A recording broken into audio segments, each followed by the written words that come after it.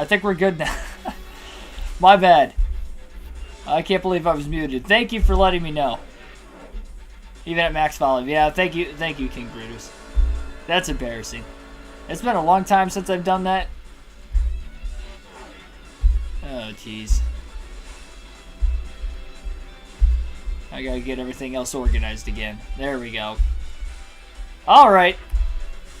Anyway, welcome to the Daytona International Speedway. This is the running of the Pepsi 400, NASCAR Chase of the Cup 2005 Custom Schedule Season. Sorry for being muted those first couple minutes. I did the whole intro. I was about ready to click Start Race, and now I have to redo the intro again. But anyway, race number 16 of 36 on the custom schedule season. Coming into today's race, Greg Biffle still has the points lead. He has led in points during every single race so far this season through the first 15 completed races, but the points lead's only down to 50 coming into tonight's race, where Dale Earnhardt Jr. has closed the gap in each of the last two races. A 15th and a 10th place finish for Greg Biffle in the last two, looking to bounce back tonight at Daytona. And to put this out there, this is probably my worst racetrack on the NASCAR EA Sports video games. I have never won a Cup Series race on the channel at Daytona. That is at least a points-paying race at Daytona for the Cup Series ever.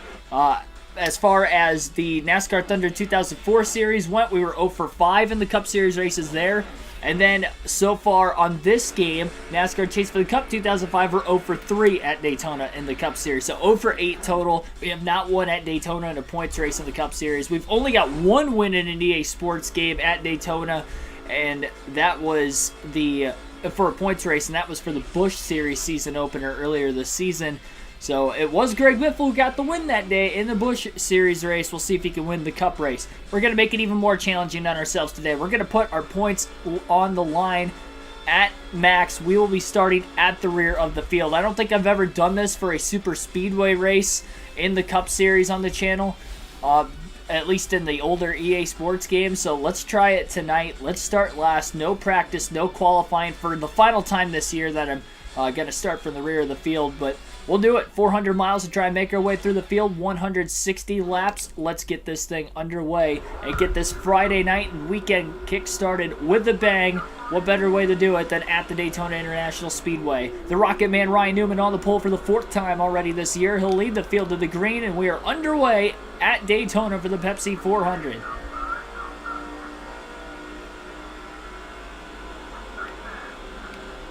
We'll stack up on the bottom lane. Biffle does have a teammate to work with at the back of the pack right now, as they already formed 3x3 through the field. It's Jeff Burton in the 99 car who Biffle's going to try to work with down the back straightaway. Got to make sure not to lose the draft in the early going of this race, and it looks like Biffle's hanging on to it for at least right now. Kevin Harvick will get to the lead out into turn 3. 3 wide, and you got to be careful off the exit of turn 4 with the pack still bunched together. Jeff Burton pulling Greg Biffle a little bit. Biffle can stay in line directly behind him. Biffle down into the tri-oval, gets a little loose on the apron, had to lift out of the throttle to keep the car from wanting to spin out. Got really light. But Kevin Harvick will lead lap 1 tonight at Daytona. Searching for his first win of the season still. Jeff Gordon has won 3 of the last 6 races. He's the hottest driver right now in the Cup Series. He sits 3rd in points.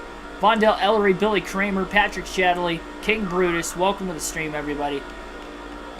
Didn't get to shout you guys out when my mic was muted, so sorry for that. 3 wide pass into turns 3 and 4 for Greg Biffle. He's up to the 37th place position already. Field's still bunched together pretty tightly, as it will be all throughout the course of the night.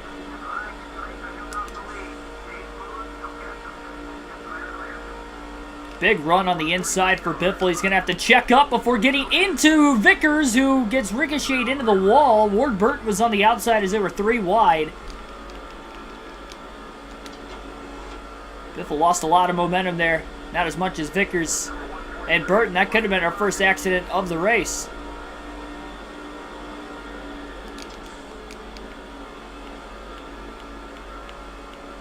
I did not pause the screen. Is the screen not working?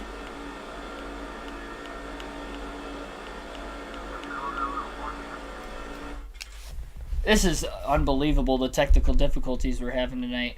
I don't know why the game capture card froze. Oh my goodness. Yeah, the game capture card froze. I don't know how that happened.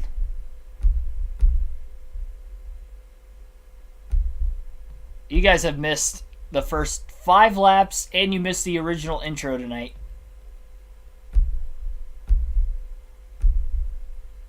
What a terrible start to this stream.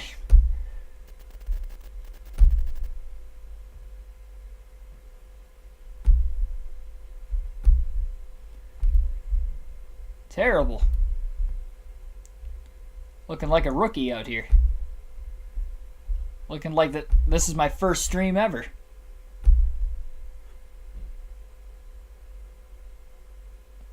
Okay, I think we're good now. Screen not working. Yeah, thank you guys in the chat. It took me a little bit to look at the chat because we were having a lot of 3-wide racing early on that unfortunately you guys missed. Oh, jeez. All right, back to the action. No, almost wrecked when I unpaused it. So Biffle lost a little bit of momentum on lap 3 after his contact with Brian Vickers. I don't know why the game capture card froze. I've never had that happen before.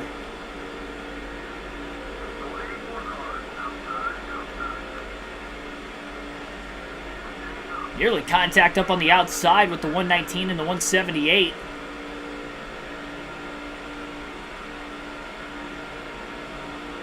Greg Biffle trying to hustle around these guys. He's up to 29th already in just 4 laps. Still 3.3 seconds off the race lead. Big gap to the cars up. Oh, we got a crash. The big one off of turn 4. One car spinning down towards the inside retaining wall. And luckily Biffle was far enough behind with that gap to miss it. Problems for the driver trying to chase down Biffle in the point standings. Dale Earnhardt Jr. has crashed. He was 3 wide middle off of turn 4, and he has gotten into an accident already. And it looks like Jeff Gordon barely missed him. So the second and third place driver in points nearly have troubles early on. But the caution flag is out. And Greg Biffle's going to pit to top off on fuel here. He's already at the back of the pack anyway because he did not practice or qualify. So he's just going to throw on fresh tires, full tank of fuel. We'll see if that will come into play later on in the race. Well, at least I figured out what was going wrong with the stream before that happened, so you guys didn't miss the accident. And the Mr. Clean crew will go to work on the 16 Subway Ford of Greg Biffle.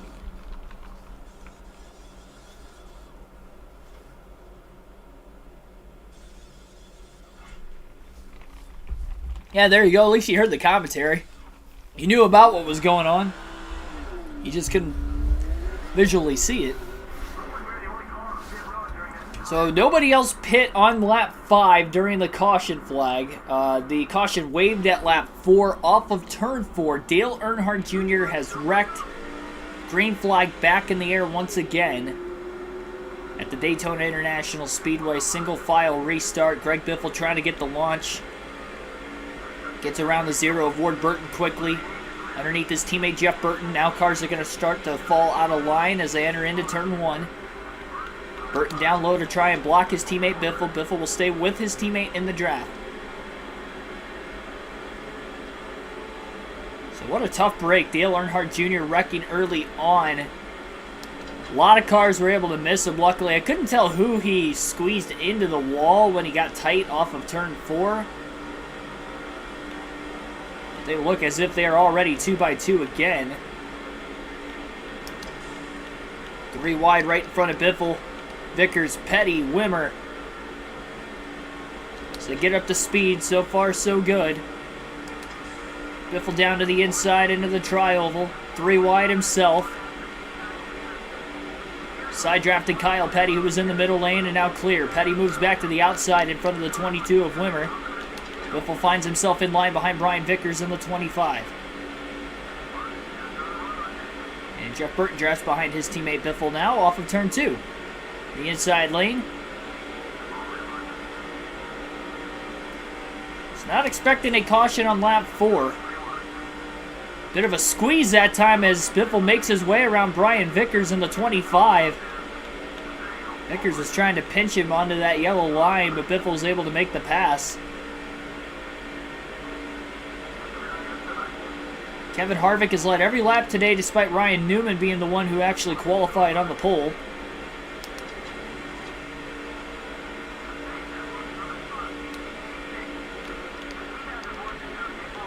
Biffle working the throttle in the back pack. He wants to make sure he can break away from these back marker cars first and catch that second group. Because on the last restart, he was not able to do so. He actually lost them, but the caution came out right as he was losing that lead pack.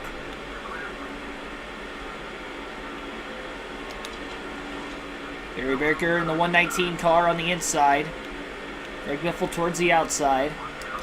Baker will pull clear the 143 car up high. Biffle working the inside lane for right now. Baker pulls down in front of the Biff.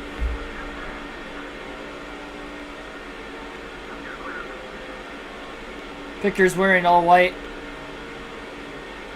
Why don't they have helmets? That would be the... And why are they all bald? That would be the Mr. Clean crew.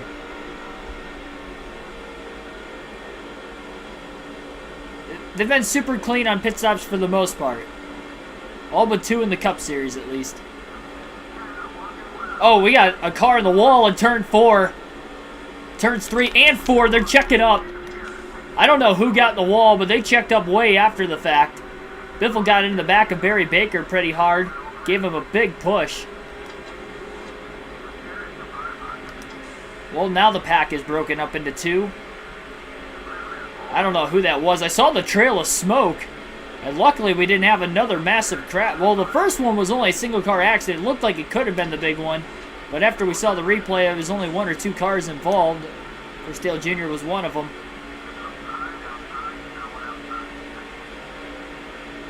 And this is problematic for all these guys in this pack because they are losing ground. We have one car blowing up on the inside of the racetrack. It's Matt Kenseth. So Matt Kenseth now has an issue.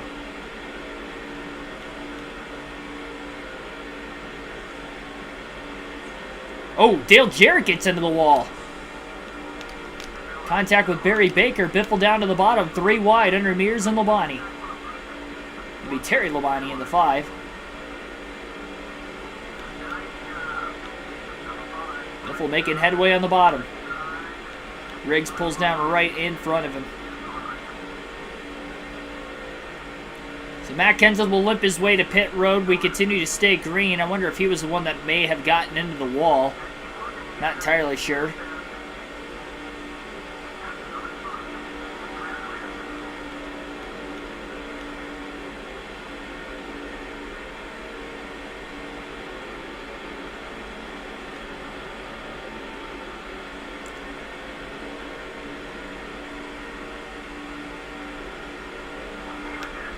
Oh, contact in the tri-oval. Biffle sideways. Oh, and he catches it. How did he not wreck? I think he got the left sides down into the grass when he was trying to save that car. And they're going to lose even more time now. He got into the side of Ricky Craven. Kind of stalled those cars out to his outside when they were 3 wide.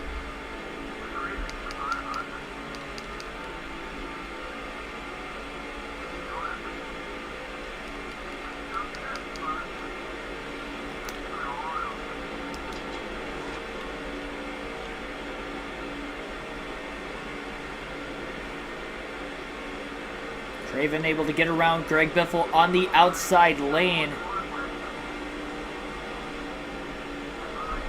There's been a lot of carnage in the early going of this race, despite the fact that we have only had 1 yellow through it all. Greg Biffle finds himself about 9.6 seconds off the lead in the 21st position, having a draft with Ricky Craven. It looks like the field's broken up into about 4 groups already. Not too far after the restart, which was at about lap 7. Only ran 8 laps. Kenseth blowing an engine, and 1 car got in the wall the lap before that. And then that contact 2 laps after the car had gotten into the wall originally. Greg Biffle makes contact in the tri-oval. Stacking up this pack with all the back markers, and then there's a few faster cars in here as well in the back half of the field. We saw Michael Waltrip, two-time Daytona 500 winner.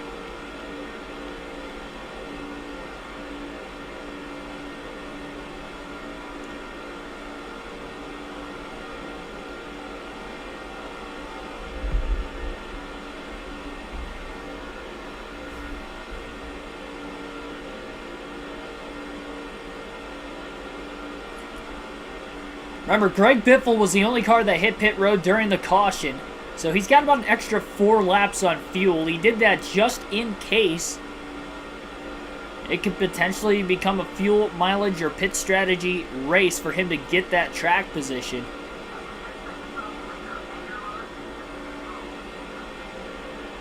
He's up to 21st. He wasn't 29th when the caution first waved. Ricky Craven's wanting to run the outside, though, and Biffle wants him to run the bottom. These guys are pulling away from the cars behind him, but they're not really closing in on anybody in front of them. Biffle's going to physically bump draft Craven on the back straightaway. It's tough to do with these Gen 4 cars, especially with 2 different manufacturers, as you see here.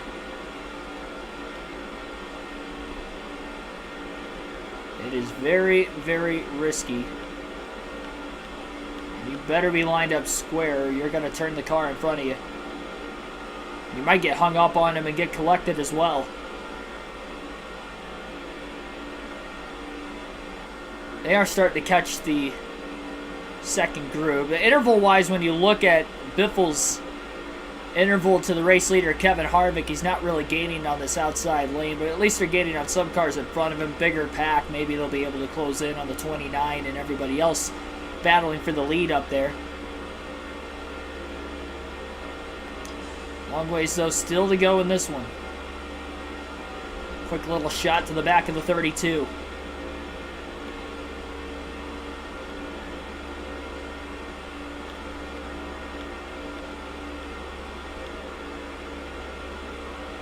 Greg Biffle had a problem with this car being on the tighter side in the Budweiser shootout as well as the Daytona 500. Costed him a chance to win in both despite leading late in both races.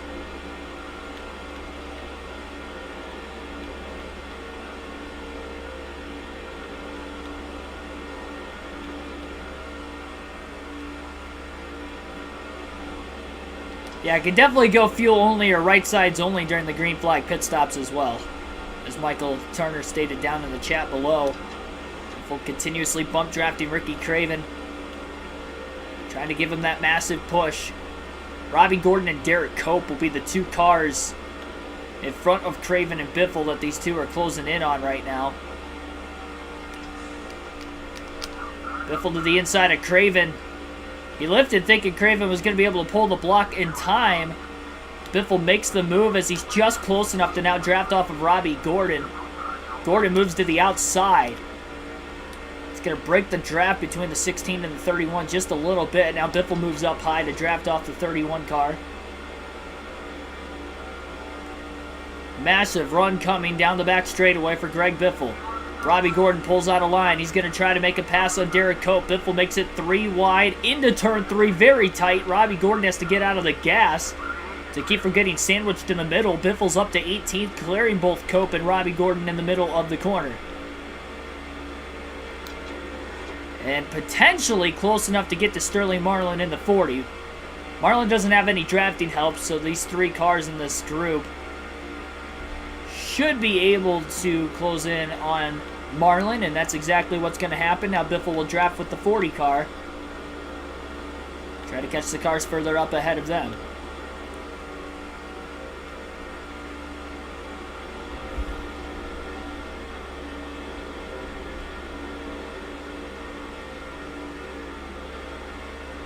We still have one more 400-mile night race at Daytona before the season comes to an end. It will be very late in the year before we go there. Just at about the midway point. We still have 2 more trips to Talladega as well, including the championship race at Talladega. By the way, Biffle's last lap was his quickest of the day at 47.318. That lap was even quicker than the one prior by 0.2 of a second at 47.159.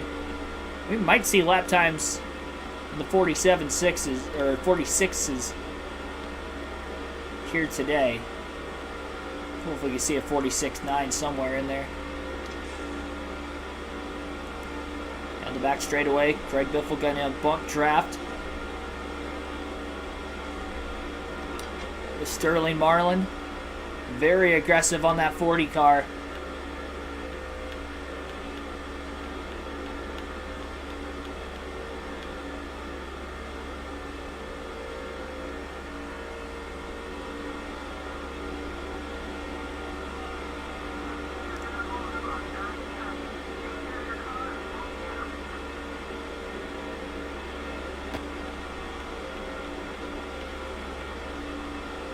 Marlin's holding the inside quite a bit better. That's where Biffle wants to run. Sterling Marlin, a two-time Daytona 500 winner as well. 94, 95, he went back-to-back. His first career win was in the 1994 Daytona 500.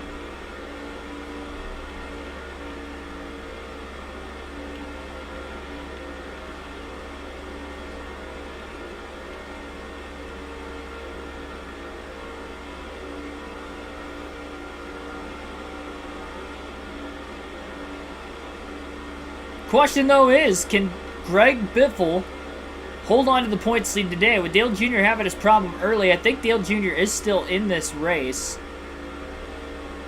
I would have to imagine that Biffle's probably ahead of him because of the crash. Jr. was probably somewhere in the back of the pack on the restart after losing those positions, being involved in the accident. I guess Michael Waltrip in the 15 car is further up ahead. What I thought he was. He's in 16th. Not sure who exactly he is drafting with. He is latched onto someone, though. Biffle going to pull out of line into the tri-oval. Looks like Michael Waltrip's working with Ricky Rudd in the 21 car. Biffle's got a massive run into turn 1. 196 miles an hour. Waltrip going to go to the outside. Biffle goes with him. No hesitation at all by the Biff. Well, halfway on fuel now for Biffle at lap 25. And he's got another big run. Waltrip thought about going down to block. Biffle gets a little bit sideways, hangs onto his race car. Ricky Rudd will pull down in front of him, and Biffle will draft with Rudd. Two Fords working together now into turns 3 and 4 to get by the Chevrolet of Waltrip. And another Ford coming up in the picture, a Roush Fenway Ford at that. Maybe teammates can work together of Mark Martin and Greg Biffle. Michael Waltrip just bounced off the wall off the exit of turn 4, and he'll lose this 3-car group in front of him.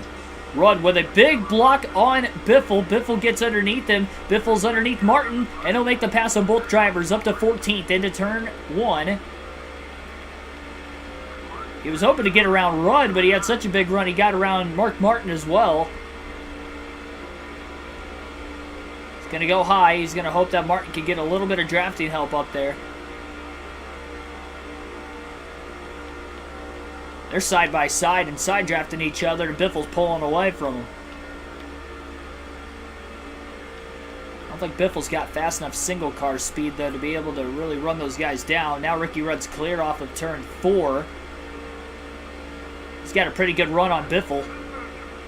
Biffle's probably going to be better as the push car than the lead car when it comes to the tandem draft. So he's going to move back to the outside. He's going to let Rudd back underneath him. Means Rudd at around Martin. Biffle would preferably like to work with Martin, but it's just not going to be able to happen right now.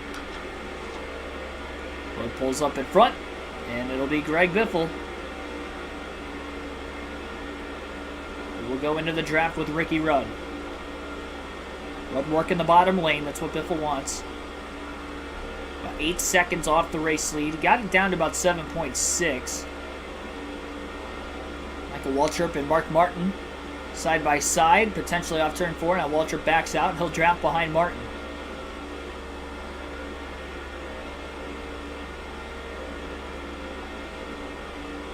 Kevin Harvick has led the first 27 laps of the Daytona 500. The good news with Greg Biffle pitting when he did, knowing that he's probably going to be able to go at least 4 laps further than everybody else on fuel, means that Biffle will be able to lead some laps in this race based off of fuel strategy, as long as we have green flag pit stops in this race. It was so early that that's probably why Biffle was the only one that pitted. Again, we were only on lap 4. Probably wouldn't think that that's going to be a huge deal, but as far as being able to lead a couple laps if we have a long second green flag run in this race, which so far we have, that could work out in Biffle's favor. Mark DeMars, welcome to the stream. It's like the 153 car. It's in 13th rather. Good run for one of the generated rookie drivers right now. That would be a major upset if one of those guys could win a race this season, and what better chances than at Daytona or Talladega.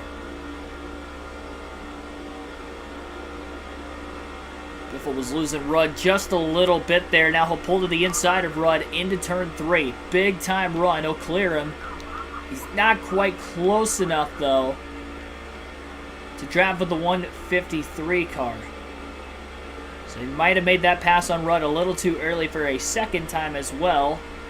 So into the tri-oval, Biffle stays high. Rudd will try to cross him over. Biffle will try to let Rudd in. Nearly 3 wide into turns 1 and 2, up ahead as well. Rudd is clear. Biffle pulls back down behind him.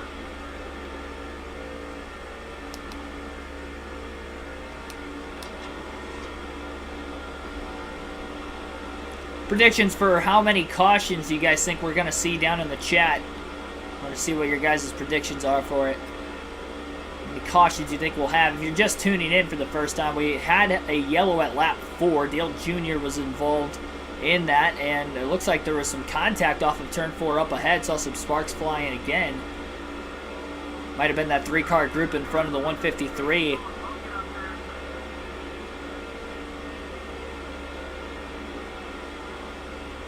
Basically, this is 10th on back to 15th in this. I guess you would call it a pack. They're really strung apart right now, but I would guess you would consider it a pack. Biffle will get by Ricky Rudd. Now he's definitely close enough to draft off of the 153 car. And he does have a teammate, a Kurt Busch, in this group up ahead.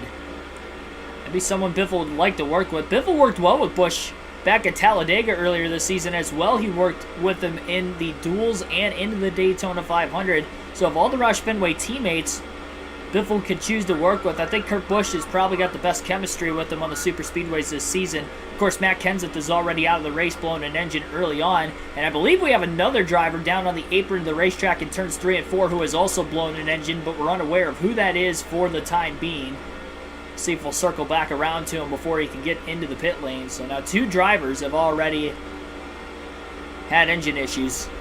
Billy Kramer says 4 cautions, just a nut. Welcome to the stream, as he says 6 to 9. Last night he said 6 to 9. Tonight he says 6 to 9.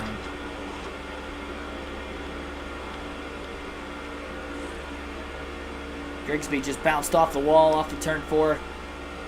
Biffle to the inside of Sadler with a good run. Drafting behind Kurt Busch. Biffle is inside the top dozen for the first time today.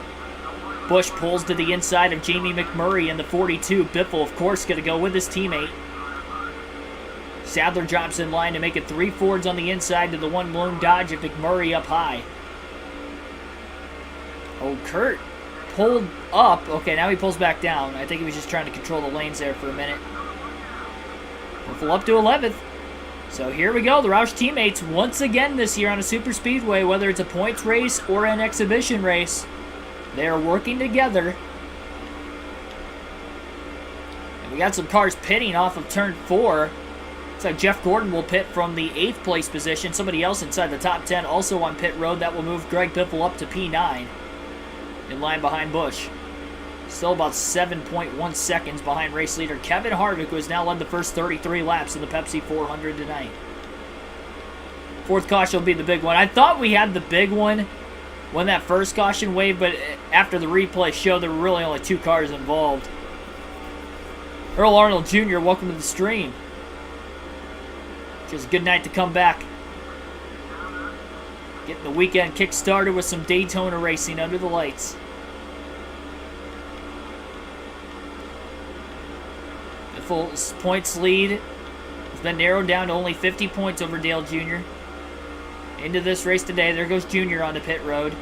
He was involved in that accident earlier, but he was still able to hold on to a top 10 running order.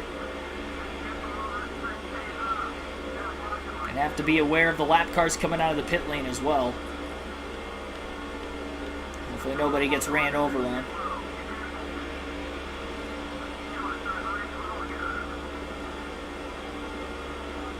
Probably going to be right side tires only when Biffle ends up making his green flag stop.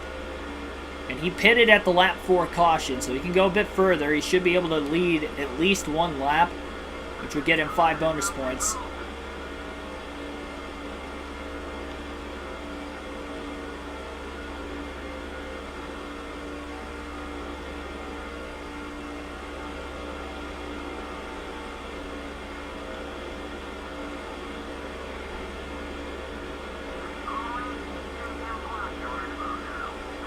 Only one more car in the top 10 came into the pits that last lap, so Biffle goes up to 7th.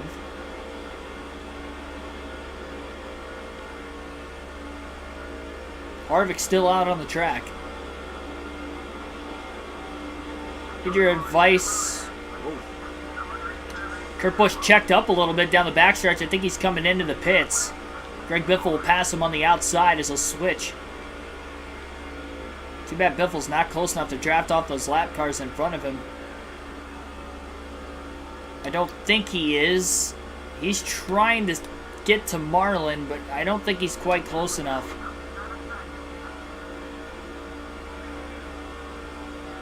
Especially with Marlin having a car in front of him.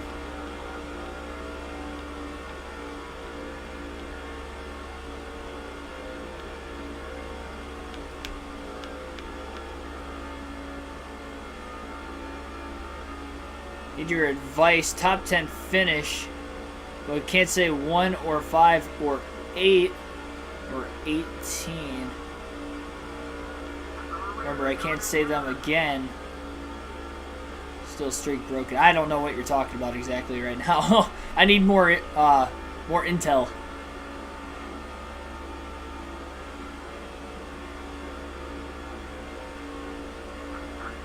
So there's the 5 bonus points for Biffle leading his first lap of the day. Kevin Harvick led the first 36. Biffle leads lap 37 during green flag pit stops. Okay, nobody pitted under the caution. If Biffle, with pitting and having those extra 4 laps of fuel, can he actually make it on one less, well, it would be the same amount of stops, but one less green flag stop in this race? Of course, depending on how cautions play out further into this one.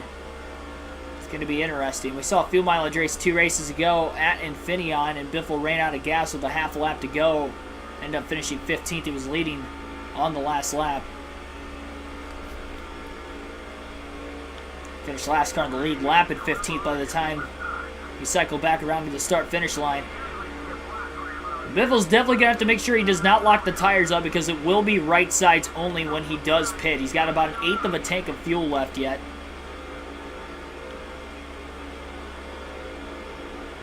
Picking a driver to finish in the top 10 in Cup Series. Like I said, Ross last race.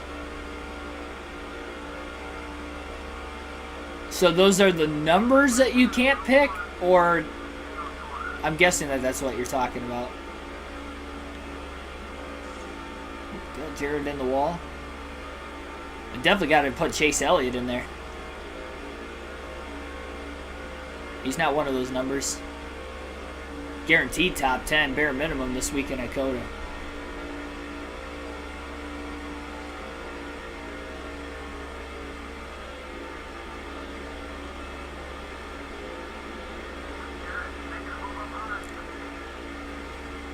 Heck, I'll say it right now, he's my pick to win this weekend, to be completely honest. I usually save that for the predictions video, but... yeah, Chase Elliott's my favorite to win this weekend.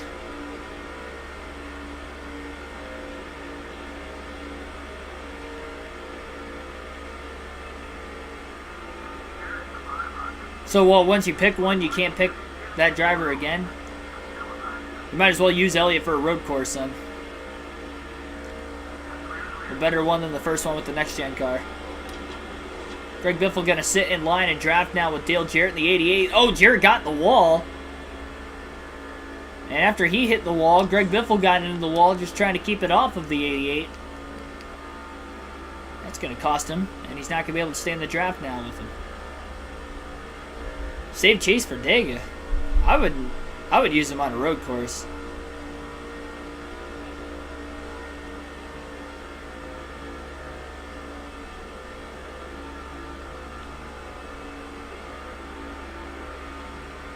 He's like Denny Hamlin or something at Talladega. Ryan Blaney. William Byron. These guys are good on super speedways. Can't pick him again until the streak's breaking. Gotcha. Yeah, if that's the case, then you might as well go with Chase Elliott this weekend.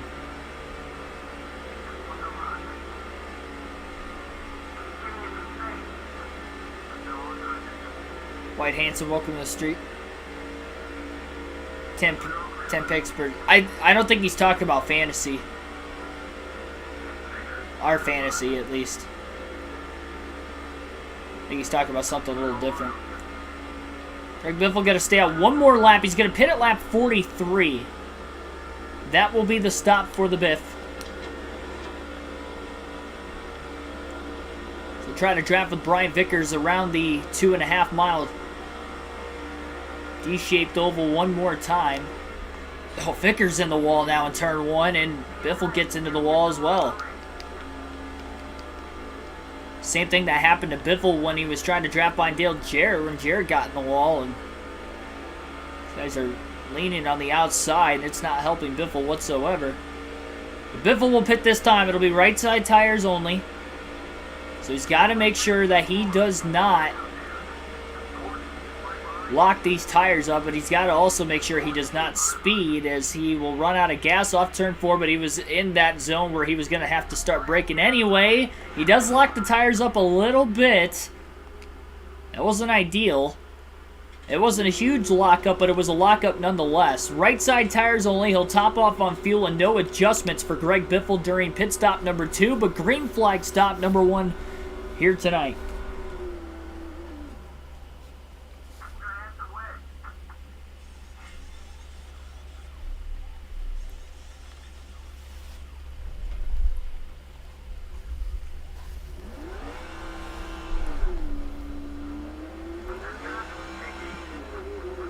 Here come the leaders on the racetrack. Kevin Harvick will cycle back to the lead with Tony Stewart drafting behind him in second. And we'll see where Greg Biffle's going to cycle out. He was in 11th when the pit stop started.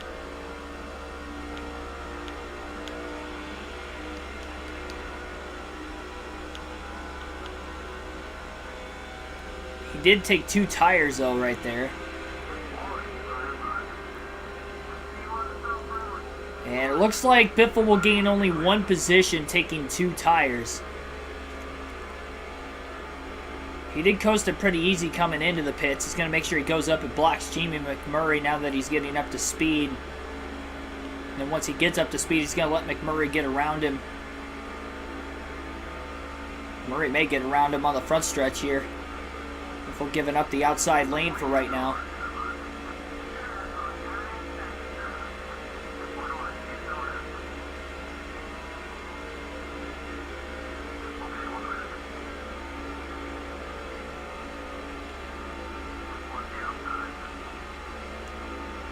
Why does every crew member look like Mr. Clean? Because it's the Mr. Clean crew. That's the second person that's asked something similar like that tonight.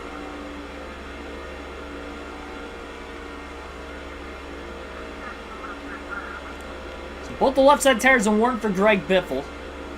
He did change 4 tires also when he made that pit stop back at lap 4. Not that the tires were worn out at that point in time, but anytime he's going to be pitting under the yellow, likely going to be 4 tire stops, at least in the first half of the race today. He's currently sitting in the 11th place position, and he's led a few laps, but only in the middle of green flag pit stops. Virtue of his strategy. Biff will pit at lap 43, and he did take right sides only. But he also topped off on fuel. So the idea now is the hope for Biffle in this 16 team is that they can make it on 2 more pit stops the rest of this race. The next stop will probably be left sides only, I would have to imagine. He did lock up the tires a little bit, so that is a bit concerning as far as the left front goes. I don't believe he locked up the rear tires at all. It was mainly just the front two. Once he locked them, he got off the brakes to not keep them locked, but it was just enough that although he didn't flat spot the tire, it's going to wear him out just a little bit more.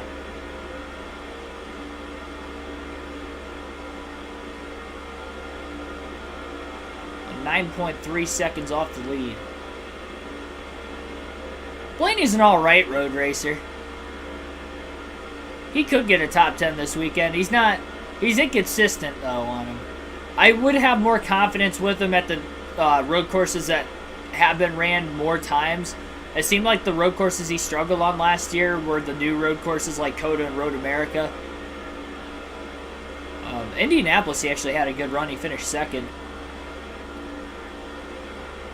which was surprising because the other 2 new road courses he didn't run well.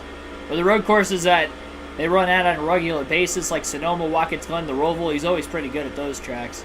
It was just the new ones he struggled at last year, so I would pump the brakes with him this weekend at COTA, just in case. Like, I wouldn't be surprised if he got a top 10, but I also wouldn't be surprised if he didn't get a top 10 this weekend also. Hey, you gotta go Elliott, man. I'm trying to talk you into it. You gotta go Elliott. You will not be disappointed. Unless he has like a transaxle failure or something. Going to the first road course race of the year, we've had a lot of those issues on ovals. I kind of fear that we may see something like that happen this weekend. Hopefully he's not one of those drivers that has the issue. He's such a good road course racer, I wouldn't think that he would be one to have that issue. If he would have that issue, I think everybody else in the field would have that issue.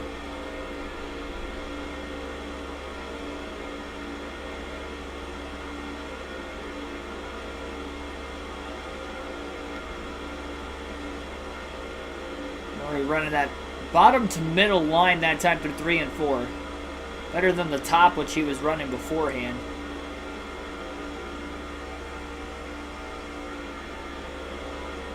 I've said it since they changed it. I think Indianapolis should be ran on the oval still.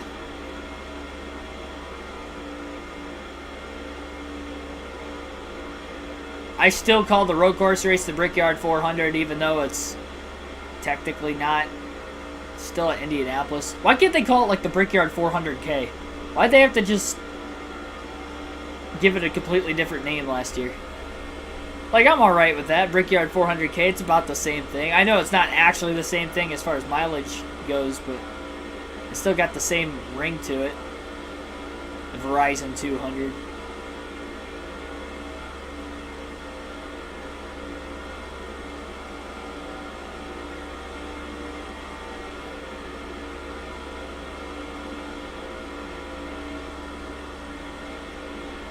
I think even the drivers would prefer it to be on the oval, too.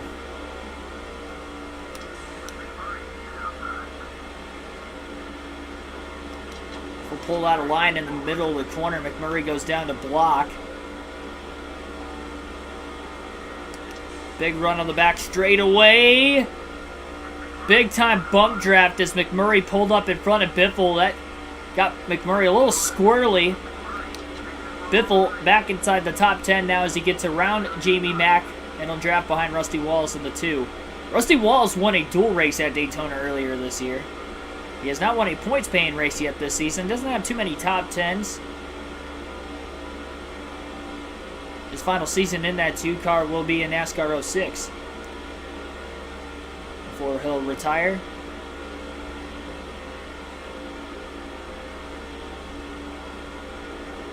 Considering that this game takes place in 2004.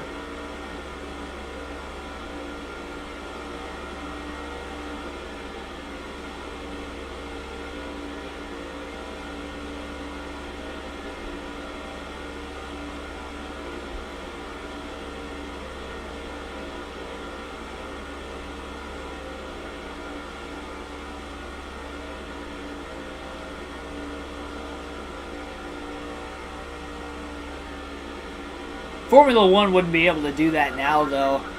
I mean, they could, but it would take away... I feel like it would really, really upset a lot of IndyCar fans. Because you know a lot of people are going to watch that, and I have a bad feeling it would bring in more TV viewers than the Indy 500. And that would just be... That would not look good for the Indy 500, because the Indy 500 is the biggest race in the world. That's coming from a NASCAR fan. It's the oldest automobile race in the world, 106 years this season.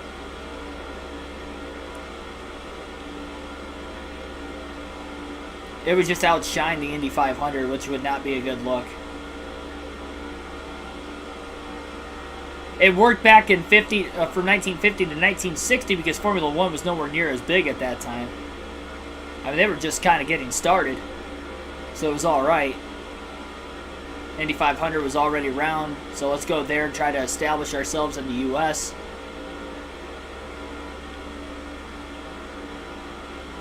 But yeah, you'll never see that again.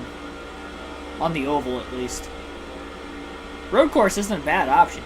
I mean, they tried it.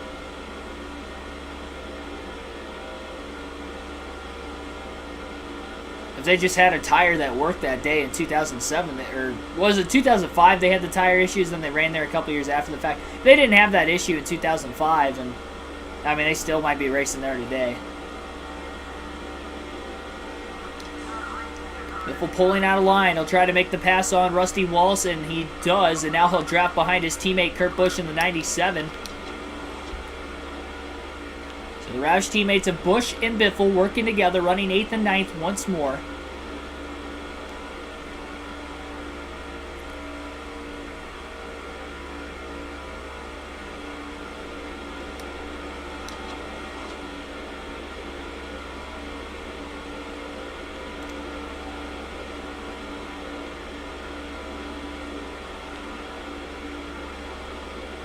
Alternate the road course with the oval. Oh, big moment! Biffle got loose on the bottom in that dirty air behind Busch.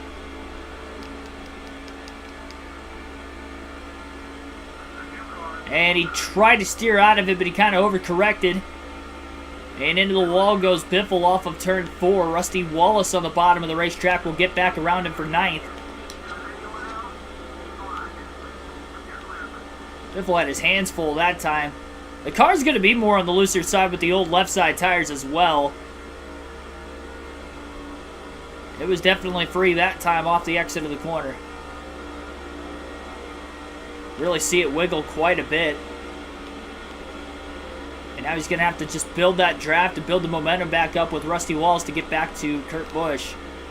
Biffle's lifting off turn 4 that time, just trying not to have the car get too upset again. Very close to 100 laps to go already in tonight's race.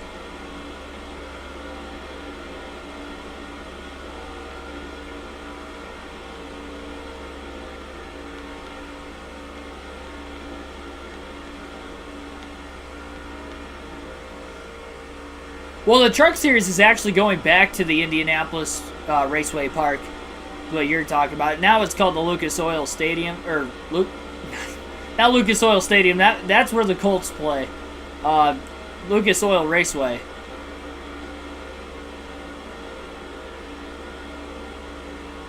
But the Truck Series is going back there this year, and if I'm not mistaken, I think that's their first race of the playoffs this season. It's either the first race of the playoffs or the last race of the regular season, one or the other. Oh, we got trouble. Turns 1 and 2.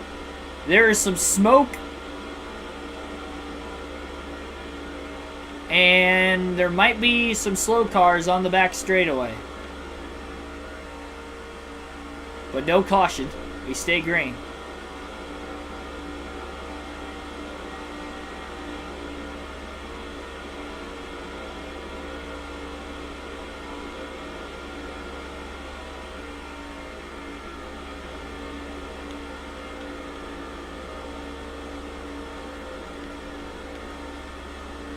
Had the picture taken with the car I'm driving. The subway car or the National Guard car? From behind it looks like the National Guard car, but it's actually the subway car currently. We haven't alternated through the different camera angles yet to show you guys that. We'll do that very soon.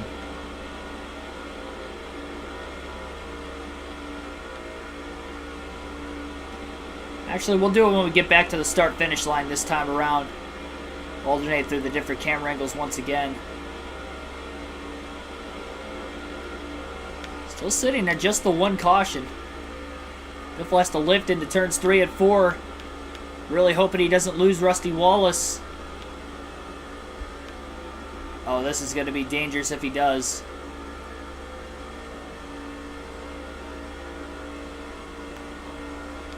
It's so hard to tell if Biffle's still in the draft of Wallace or not. I think he is, but barely. Rusty going to the outside. Not where Biffle wants him to go. More towards the middle line, actually, in turns 1 and 2. Biffle's not directly behind Wallace, but I don't think he lost him. And I think it's a good thing Wallace doesn't have anybody in front of him to try and pull away from Biffle in the draft either. That really helped Biffle out quite a bit. Big run into turns 3 and 4, and Biffle's to the back bumper of Wallace once again. Rusty bottomed out that time off turn 4. Definitely didn't make contact with the wall or anybody. There was nobody in front of him. Biffle was too far behind him. National Guard.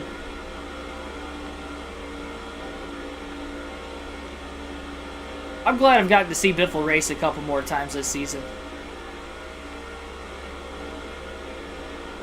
Daytona 500, Atlanta this weekend. Maybe I'll get to see him a couple more times. He's been running the Super Speedway, so maybe I'll see him at Talladega at the end of the year.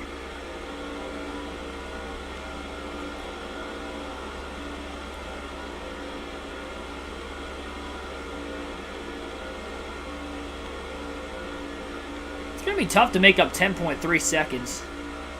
I mean, Biffle took 2 tires on that last stop, and he didn't really gain any time at all. He gained 1 position. That was it.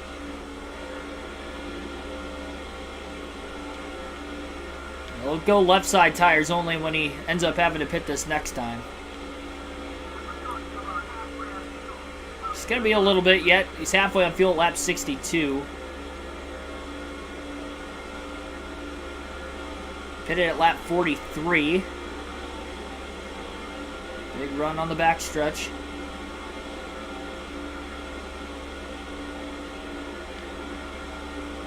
Wallace and Biffle are losing time, though, to Kurt Busch in the 97.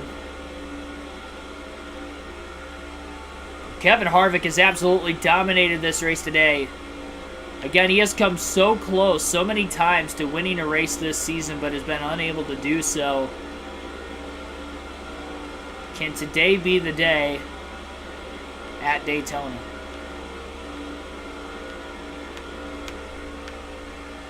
Hook in the yellow line.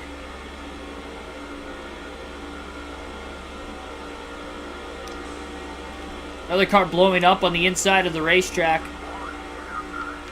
Oh, I think it was Kevin Harvick. Oh, are you kidding me? Biffle got to the inside of Wallace, who checked up for the lap car who was blowing smoke on the inside of the track. I don't think it was a lap car, because I believe that was a position. Biffle was in 11th. Or in 10th, I should say, and now he's in 9th. So he slides back in line behind Rusty Wallace again into the shared draft. Kevin Harvick, the race leader who has dominated the early stages of this race today, is done with an engine failure. Back-to-back engine failures for Harvick in back-to-back races. He blew an engine last night's race as well at Rockingham while he was running inside the top 10.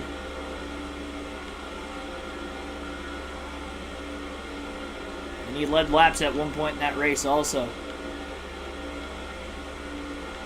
I mean, this is starting to turn like Elliott Sadler's season last year for Kevin Harvick, though, this time around.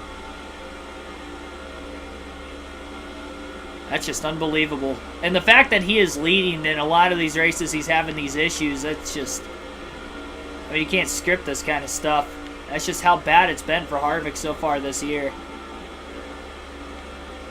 And in a race where he was looking as if he can make points up, when Biffle struggled to run in the top 10 all day, and really the last couple races, if you think about it, a 10th and a 15th for Biffle coming into this one. He's definitely cooled off a bit.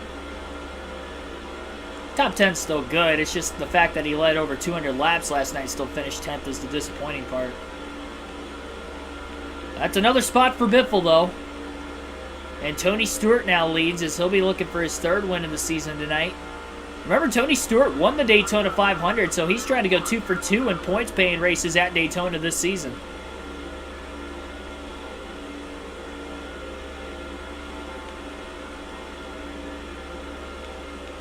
See you guys down in the chat are upset. Kevin Harvick.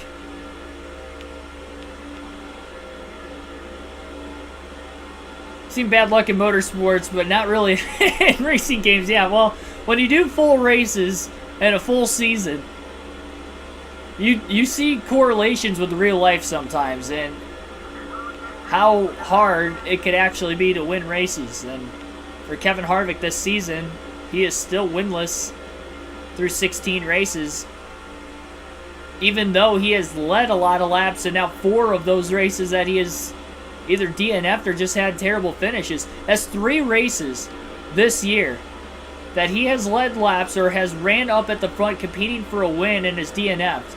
Rockingham last night, tonight in this race at Daytona, and at the Talladega road course he led the most laps. He DNF'd in a late crash with less than 10 to go after losing the lead with 8 laps left to Greg Biffle on a restart. It's just insane the bad luck he has had when he's been leading a lot of laps in these races or leading late in races.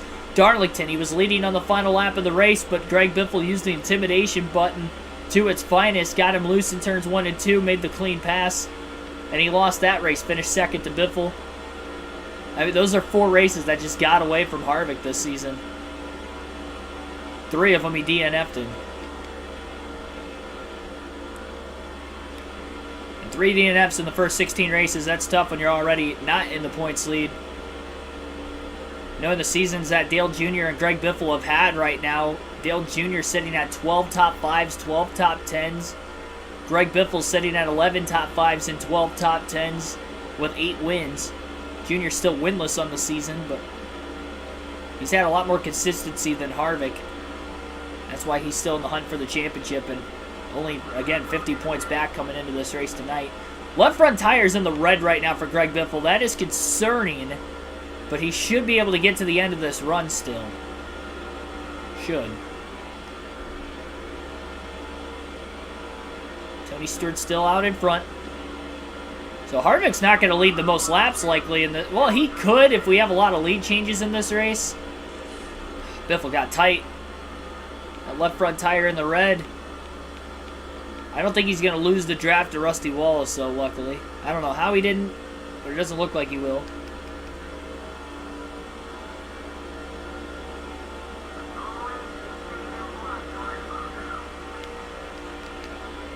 He's having to lift so much in the corners just to try and get the car to turn. That's never good at Daytona.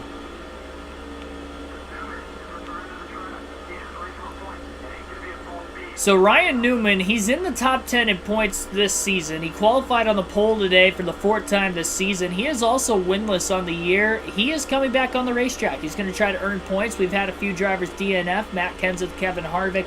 He's going to try to surpass those guys. There was another driver who blew an engine earlier. We weren't able to see who it was. So he's got at least 3 drivers out of the race right now that he's going to try to surpass. Trying to get all the points he can. Especially considering Matt Kenseth and Kevin Harvick were in the top 10 in points coming into this race today. So we've had 3 drivers, if you count Newman as well, who is now back in the race. 3 drivers have had engine issues today that are in the top 10 in points. We know Daytona can be a war of attrition sometimes, and for the top points getters, it seems to be that way tonight. Also, remember, Dale Jr. was involved in a wreck on lap 4. He's 2nd in points. He's still in this race, but he's got some damage that's definitely not helping him in the speed department. And an interesting thing with Tony Stewart as well, he was only drafted with Kevin Harvick. It was a 2-car breakaway, but with Harvick blowing an engine, Tony Stewart's all by himself with no drafting help unless he's able to work with lap cars for right now before he pits. But he's going to be right back with no one to work with again.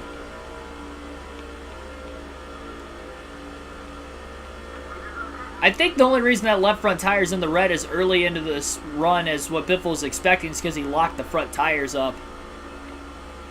think the right front's still going to be okay to make it to the end of the next run, even though it's in the yellow now, as long as he doesn't lock the tires up coming into the pits. If he locks the tires up coming into the pits, I don't think he can risk it with the right front like he did the left front. I think he's going to have to take 4 tires, so it's going to be left sides only for Greg Biffle unless he locks the tires up again. Then he's going to take 4. It's going to be tough to make up 11.6 seconds anyway, and he's lost the drafting help from Rusty Wallace in front of him as well. We're almost halfway home. Stewart's still staying on the track. Lap 73 this time by. Biffle's got a lift off turn 4, and he's still in the wall. He's got a car closing up behind him, likely for position. I think it's Ricky Rudd, the 21. Motorcraft Ford for the Wood brothers.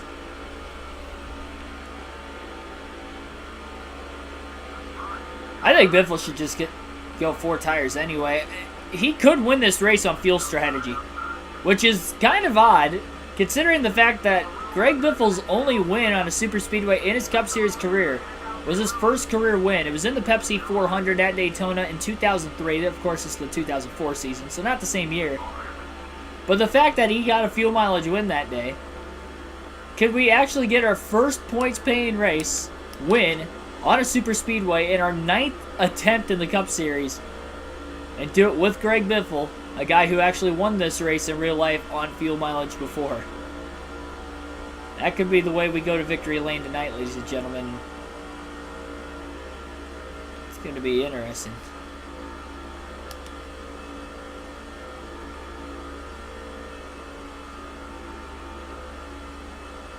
Greg Biffle also did take the race lead away. I think Stewart led that last lap at the start-finish line in the pit lane, so it won't be an official lead change until Biffle gets back to the start-finish line this time around.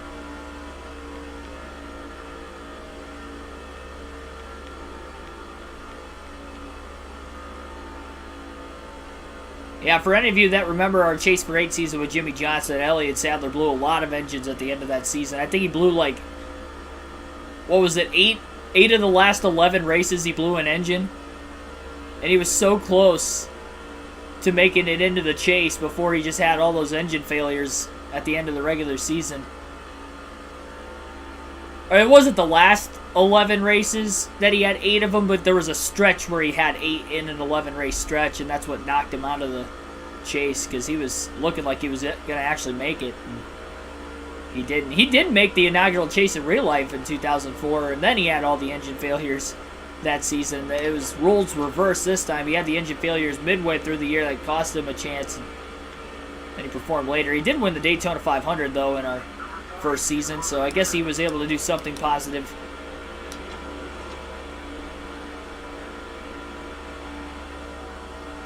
In the end. Yeah, if we get a caution, we're definitely taking 4 tires. Biffle's trying to draft with Mark Martin. He does have a little bit of help behind him from the 40 of Sterling Marlin. An 1/8 of a tank of fuel right now for Biffle. Every little bit of drafting help he can get is only going to help him save more and more fuel as well. 196 miles an hour into turn 3. Martin trying to run the outside. Biffle lifts on corner entry to run the top with Mark Martin. Right rears in the yellow as well. Sterling Marlin on the inside. Biffle's got to make sure he doesn't get loose.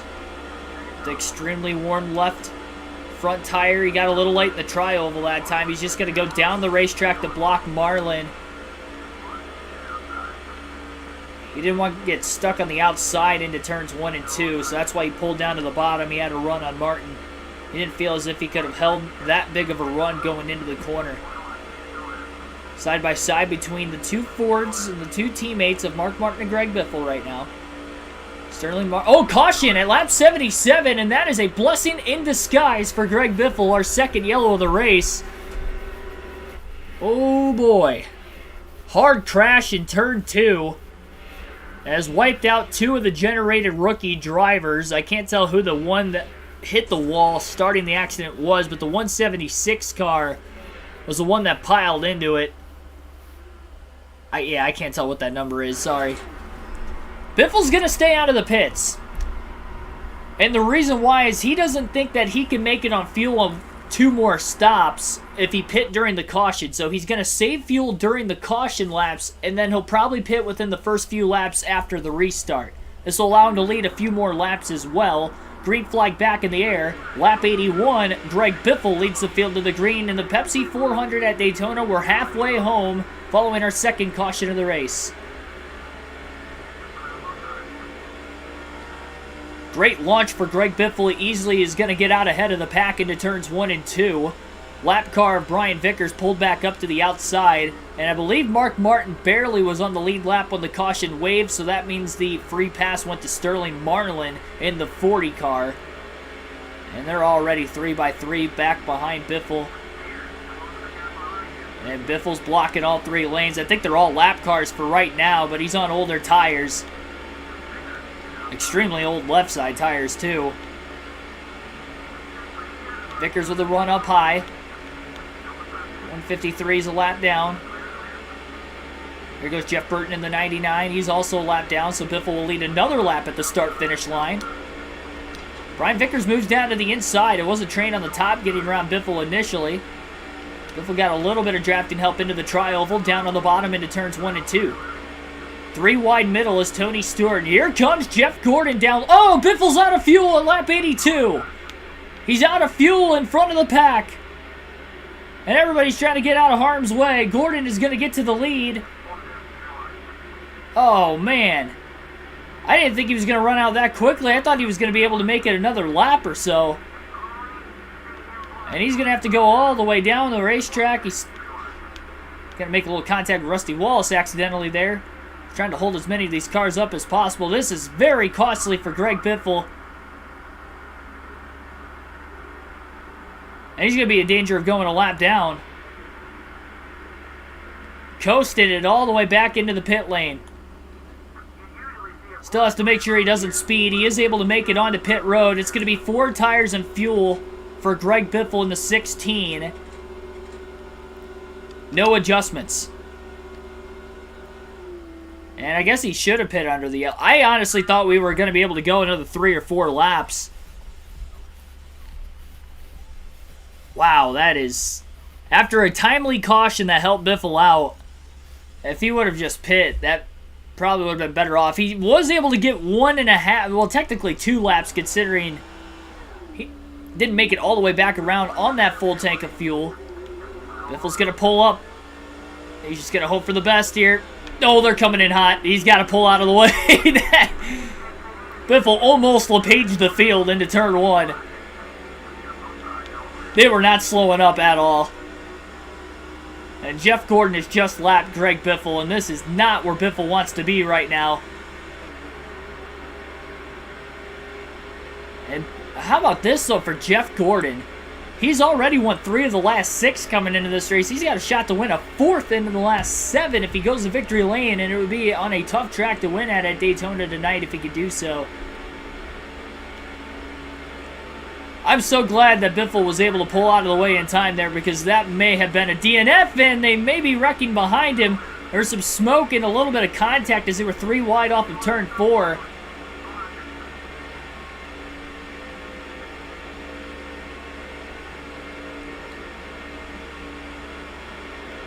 Good news is there's still about 74 laps to go. Everybody is going to have to pit at least one more time. Biffle's going to be better to be able to potentially make it upfield at the end of the race, but with running out of gas and now being a lap down, even if he makes it on one more stop, I don't think he's going to cycle out as the leader. If everybody pits twice and he pits once, I think he's so far back right now that he would not be the leader. So he's going to have to make up some time in the draft and try to get his lap back on Gordon over these next 76 laps at some point, and that's even if we stay green. We've had 2 cautions already in the first half of today's race, and as we roll into the second half, you wonder if we will see any more. It is Daytona. It could happen. We saw 5 cautions in the Daytona 500 earlier this season. I'd be shocked if we end up seeing any more in this one. Even though it's 100 miles shorter than the 500, it's still... Again, it's still Daytona, and anything could happen at any moment. We've seen 2 two-car accidents so far.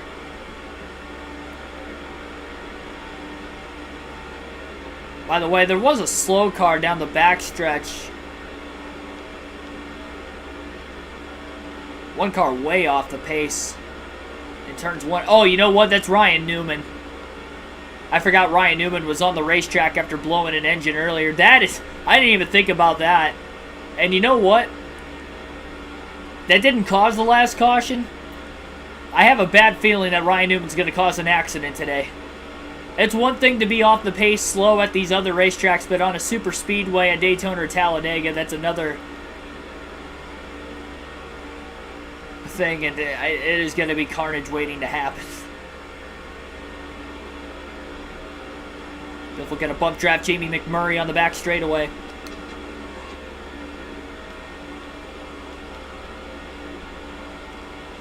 Now the good news is, with taking 4 tires here, I'm pretty sure the left sides are going to be able to make it to the end of the race. And he made it about 76 laps on the left sides. He's going to have to go about 2 laps longer than that on the left side tires, but he should be able to make it. So it'll be right sides only on the next stop, which, again, could potentially be the last one. Contacting the pack up ahead. Not going to slow him down too much. Jamie McMurray, Greg Biffle in hot pursuit. Yeah, we do have a trivia question tonight on the channel. We're just past halfway. I guess that's good timing for it. I didn't forget about it. It's been action-packed since the restart, so I didn't want to do it right at the halfway point. Biffle trying to get around Jamie McMurray. He does. That was for position. Got around the 153 car as well. McMurray's in the wall off of turn 4. And Biffle will draft with Derek Cope into the tri-oval. Lap 88, the Pepsi 400 at Daytona. Our trivia question tonight is, who is the last driver to win from the pole at the Daytona International Speedway in the NASCAR Cup Series? No hints for tonight's trivia question. I think you guys will get it over time with enough guesses. But who is the last driver to win from the pole? Name the year, name the driver.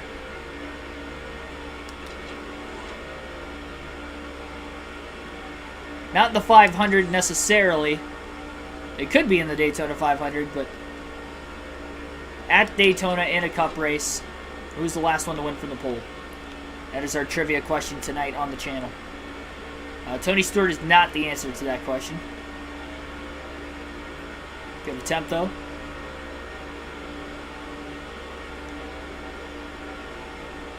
I think you were thinking of that 2009 race, weren't you?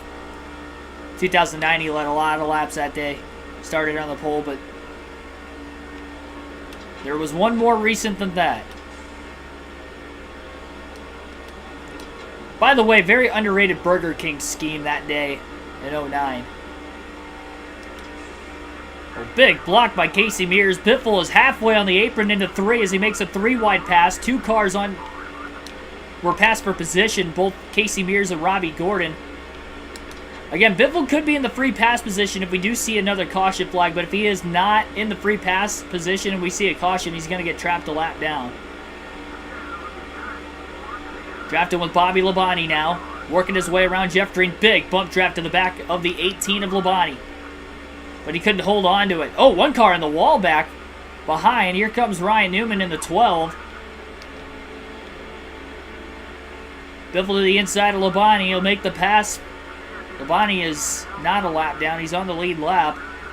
Casey Mears gets by on the bottom following Greg Biffle as Newman held up the pack a little bit more. Biffle going to go to the outside in 3 and 4. He's going to let the 41 of Mears by so he can draft with him. Side draft to that right rear corner panel just a bit as Mears went to make the pass. He knew Mears was still going to clear him, but he didn't want Mears to just completely pull away from him. So not sure how many cars are potentially drafting with Jeff Gordon at the front of the field. We know Biffle's not in the free pass position with Mears ahead of him, but we're not sure if those other 2 cars, the next 2, if any of them are a lap down or not. All the races Biffle has finished this season, he has finished on the lead lap. 2000 Dale Jarrett was not correct either.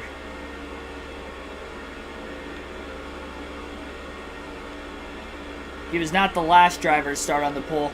He is the last driver to start on the pole and win the Daytona 500, but he is not the last driver to start on the pole and win at Daytona in a Cup race. So I guess that kind of gives away a little bit of a hint that it's not going to be a Daytona 500 winner on this trivia question tonight. I'll give you guys to lap. Let's go to lap 97.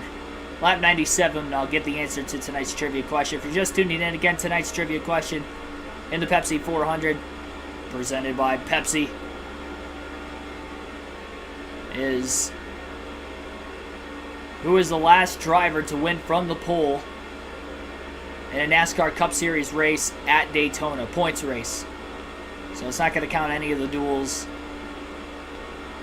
road course, bud shootout, on the oval. You got to name the year, name the driver.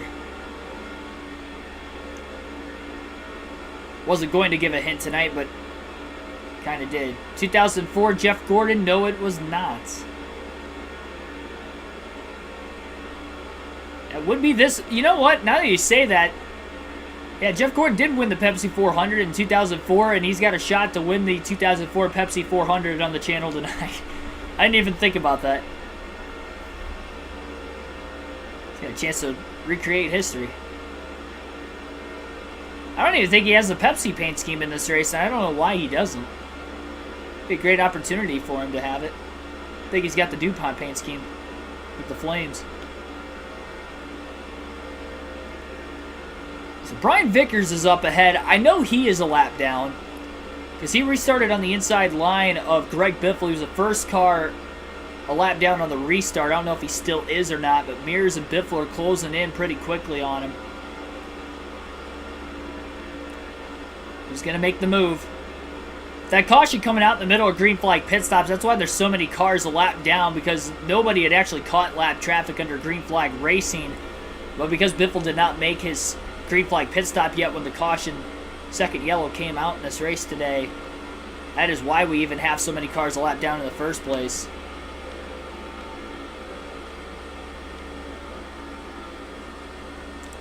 But those 2 laps he was able to go after his green flag pit stop, or I should say after the restart before his green flag pit stop, is that going to be enough for him to make it on one more pit stop in this race today? He's definitely going to be gambling on it. Both Mears and Vickers, Mears and Biffle will get around Vickers for position, clearing him off the exit of turn 2. We'll see if Vickers can stay in the draft of these 2 cars that are working pretty well together, I will say. A couple of 2003 rookies, Mears and Biffle. Tony Stewart 2008 is not the answer as well. I think Kyle Busch won in 08 in the July race.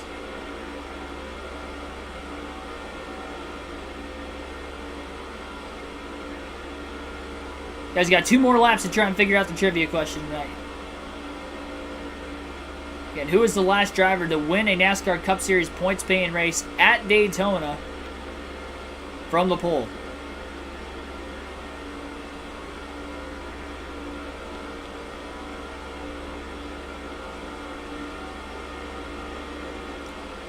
I think this 41 car's got a lot of speed in it. Seems like on the track map that the 16 and the 41 are catching up to even the 24 of Gordon, who probably doesn't have any drafting help, so that's probably another reason why they're closing in on him. It's risky, though, for Biffle, because if you pull out a line and try to pass Mears thinking that he is the first car 1 lap down, if the caution comes out, you're back in the lead lap. But if he is not the first car a lap down, it would be a waste of time. So you just don't know if anybody is up there with Gordon or not until we get close enough to him. At this rate, you might even be able to unlap yourself if we stay green long enough between the 41 and the 16, so that's another reason they want to stay together. Again, you don't want to wait too long. Stewart did win in 2009, but again, that is not the answer to the question. He did start on the pole and win that race, but he was not the last driver to win a Cup Series race from the pole at Daytona. As we come to the start-finish line, I have not seen the answer to the question in the chat yet. I actually thought you guys were going to get this tonight. I kind of accidentally gave a hint saying that it wasn't the Daytona 500 because Jarrett was the last one to do it in the 500 itself. But lap 98, our trivia question and answer. Again, I asked you guys who is the driver, the last driver to start on the pole and win a NASCAR Cup Series race at Daytona, points paying event. The last driver to do so was July 2015, Dale Earnhardt Jr. Started on the pole and won the Summer Daytona race that year. He is the last driver to do so. So Dale Jr. is the answer to tonight's trivia question in our Pepsi 400, presented by Pepsi. 10 likes on the stream right now. Make sure to like and subscribe for more daily NASCAR content. We're closing in on the lap 100 mark. In fact, we just hit lap 100 that time by, considering Biffle's a lap down. 61 laps to go to decide the winner in this race. Seen a few different drivers lead. Not many, though. Tony Stewart, Jeff Gordon, Greg Biffle, and Kevin Harvick. The only 4 drivers to lead a lap today.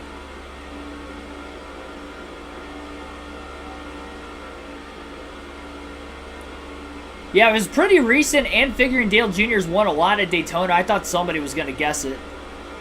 But I guess not.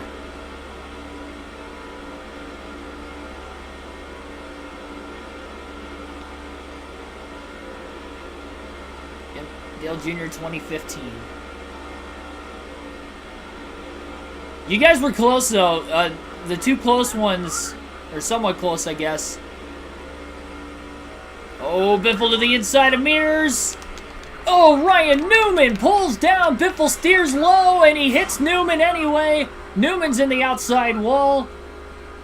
Well, Biffle's the first car 1 lap down now, but Ryan Newman just costed Biffle, who had a huge head of steam going 3 wide to the inside.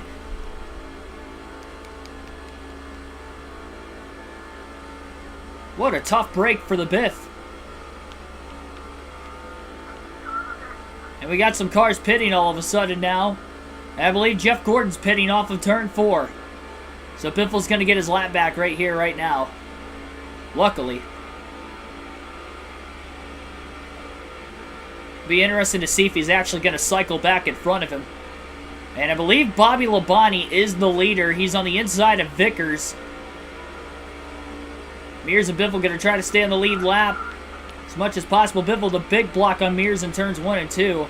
That was just a dumb move by Newman. I said he was going to cause a crash tonight.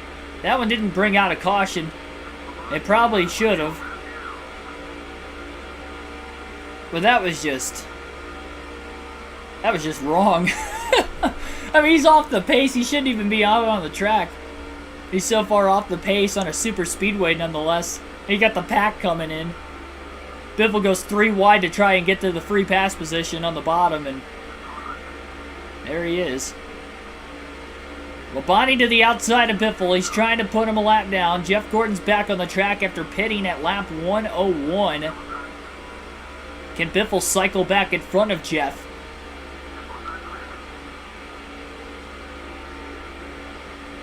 Just don't know. Contact with Labonte. Biffle got a little tight off the exit of the corner, squeezes him. And Vickers actually got around the 18 with the loss of momentum after the contact. So Vickers and Biffle, the last 2 cars on the lead lap. And Jeff Gordon is still in front of Greg Biffle. Biffle did not cycle in front of him. And now Vickers is in the wall off of turn 4. He gets tight. Typical Newman, just like that. Yeah. Hey, I mentioned about correlations with real life in the video game. And, well, Ryan Newman being Ryan Newman even in a video game. And there's Newman again. How did we catch him so quick? I think he pit after we hit him the last time. Oh, he's pulling up on the outside in front of him now. What is he doing? I cannot believe that. And here comes Labonte trying to put Biffle a lap down again. Biffle's pulling away from the 18. And here comes Kurt Busch as well. He goes to the inside of Labonte for the lead. Dale Jr.'s up there. All lead lap cars all of a sudden. Kurt gonna go with his teammate Biffle on the bottom. Labonte up high. Biffle trying to stay ahead.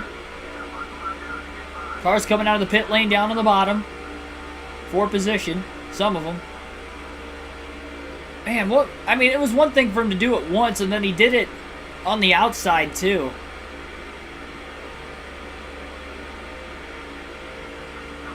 And the fact that he's like 50 laps down on top of it just makes it even worse. I kid you not, he might actually be 50 laps down. He might not be that many laps down, but he is at least double-digit laps down. Dale Jr., by the way, leads for the first time today after wrecking earlier, but he's in the wall off of turn 4, so he's not going to lead and get 5 bonus points this time. It'll actually be Jimmy Johnson leading the lap.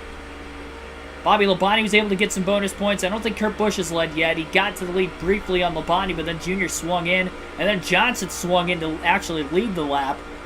Jimmy's going to go wide in turns 1 and 2.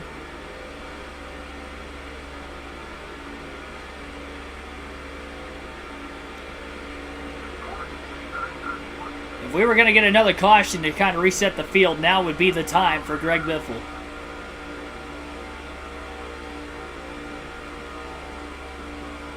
Maybe Ryan Newman will bring yellow out for us.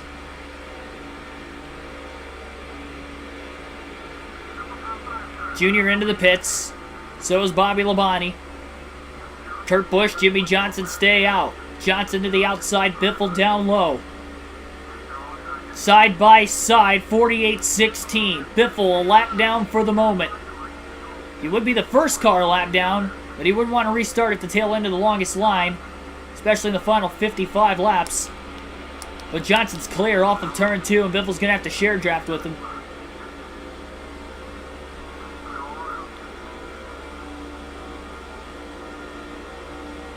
Massive run for Biffle. Into turn 3. Johnson couldn't go down and block in time. Biffle is there. He's going up the track. He's trying to side draft the 48. Not enough, though, and Johnson pulls clear again off turn 4. Kurt Busch pulling down to the back bumper of the 16. Going to try to give him a little bit of help. Remember, Johnson was really strong in speed weeks, both in the Daytona 500 and the Budweiser Shootout. He won the Budweiser Shootout on a last lap pass when Labonte flipped while leading into turn 3. He made it through the big one. And just a spectacular finish.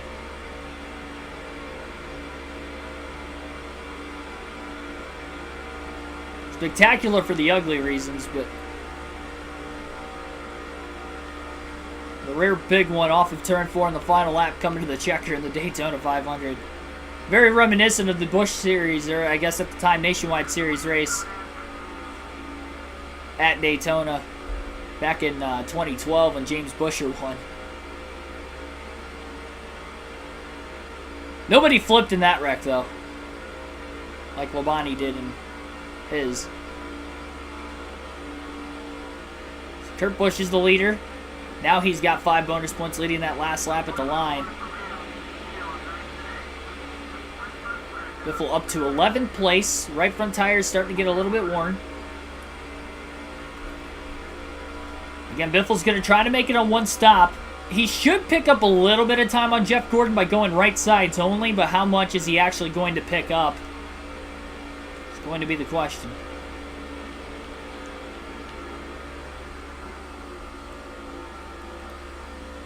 Kurt Busch will come in.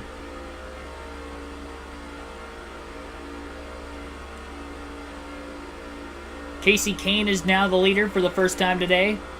So we went most of this race with only 4 different leaders, but we've had a lot of lead changes in the middle of green flag pit stops now, giving drivers a chance to lead their first laps, some of which in the top 10 in points, like Kurt Busch and now Casey Kane. Dale Jr. came close, but I don't think he led a lap. Jimmy Johnson, top 10 in points, he has led. Of course, Gordon, 3rd in points, he's led a lot of laps, has a chance to potentially lead the most, and probably in the prime position to win this race if it stays green to the finish.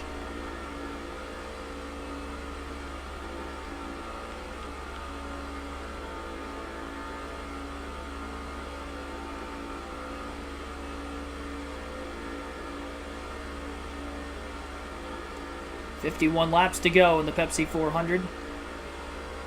Biffle's definitely going to push this fuel as far as he can. He's not going to push it as far as he did the last run because he can't afford to do that again, and he's definitely not going to be able to win this race. At least there's still a chance.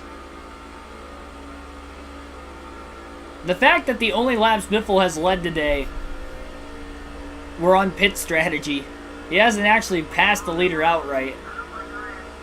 He's got a quarter tank of gas left with 51 to go. I mean, he has to make it to at least 40 laps left if he's going to want a realistic shot of making it. He would have made it 39 laps on the last run, and that was even with a caution in the middle of the run. So he probably only went about 36 green flag laps on fuel. So that's probably about the window if he's going to make it to the end. I just don't know if he has enough to be able to do that. So he may be needing a third caution at some point in this race today, and he's going to have to be on the lead lap when the caution waves, which is going to have to be very, very soon.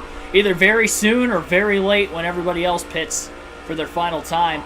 And I'm sure we're going to see some drivers short pit as soon as that window opens to the end of the race as well.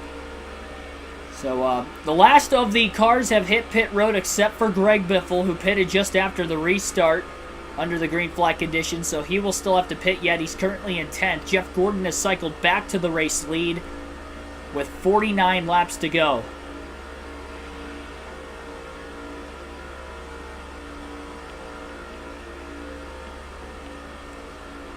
And it will be right sides only. Biffle's about 16.6 seconds back.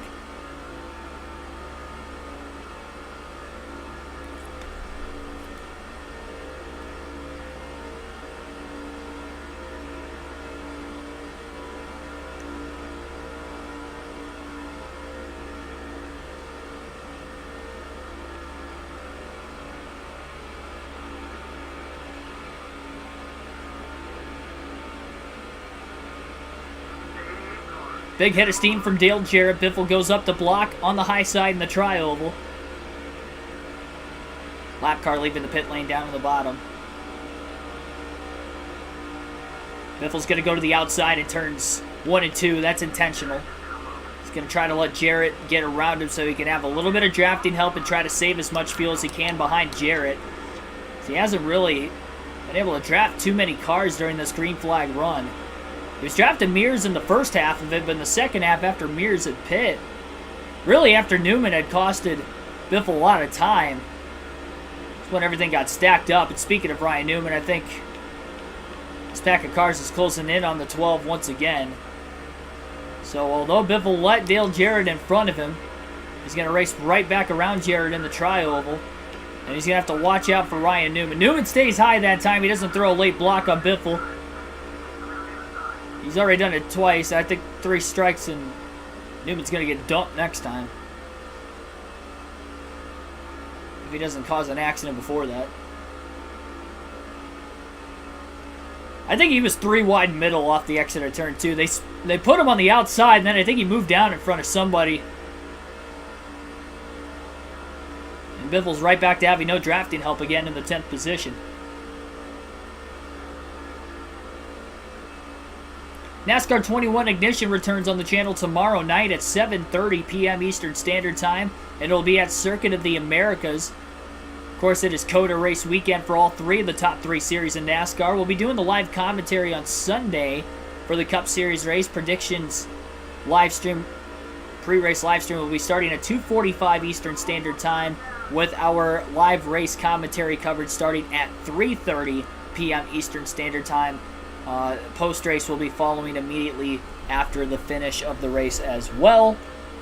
So that is all a part of our Sunday and really Saturday and Sunday of COTA action on the channel, both virtually and realistically. It'll be a lot of fun. Realistic commentary live streams have been a big hit on the channel, and always have fun commentating the real races. Watching it with you guys.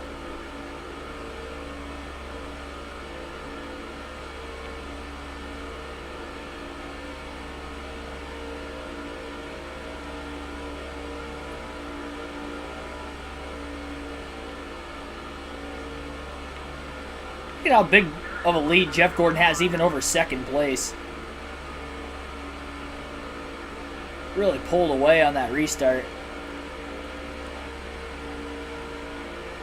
He's got to lead the most laps.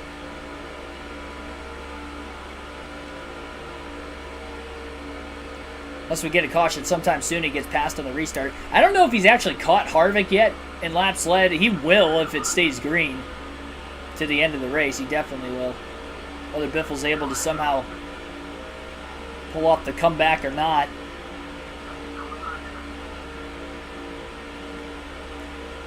If Bill Elliott can come from 2 laps down to win at Talladega without a caution, then maybe Biffle could come back from a lap down to win at Daytona without a caution.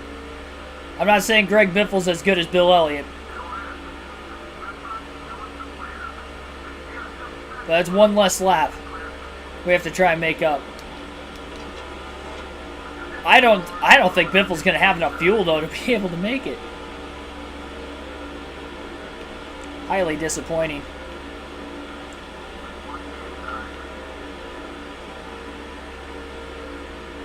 Michael Waltrip to the inside of Greg Biffle. Biffle staying in the draft on the outside behind Dale Jarrett. And Jarrett got around him to move himself back in the top 10. I think Biffle's going to go fuel only on this next stop to try and stay on the lead lap.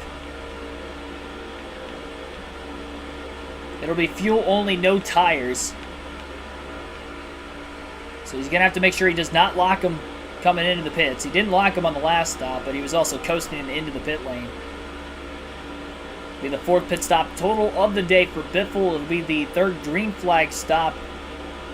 The first no tire stop. He's had a right side tire stop under green. He's had a 4 tire stop under green. He's had a 4 tire stop under caution. And now this one will be a no tire stop, fuel only under green.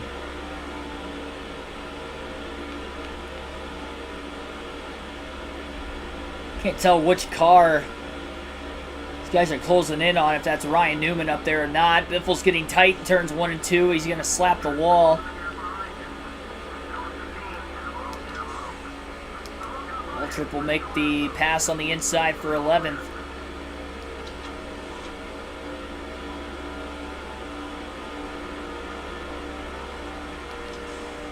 Biffle got to get right back around Waltrip this time.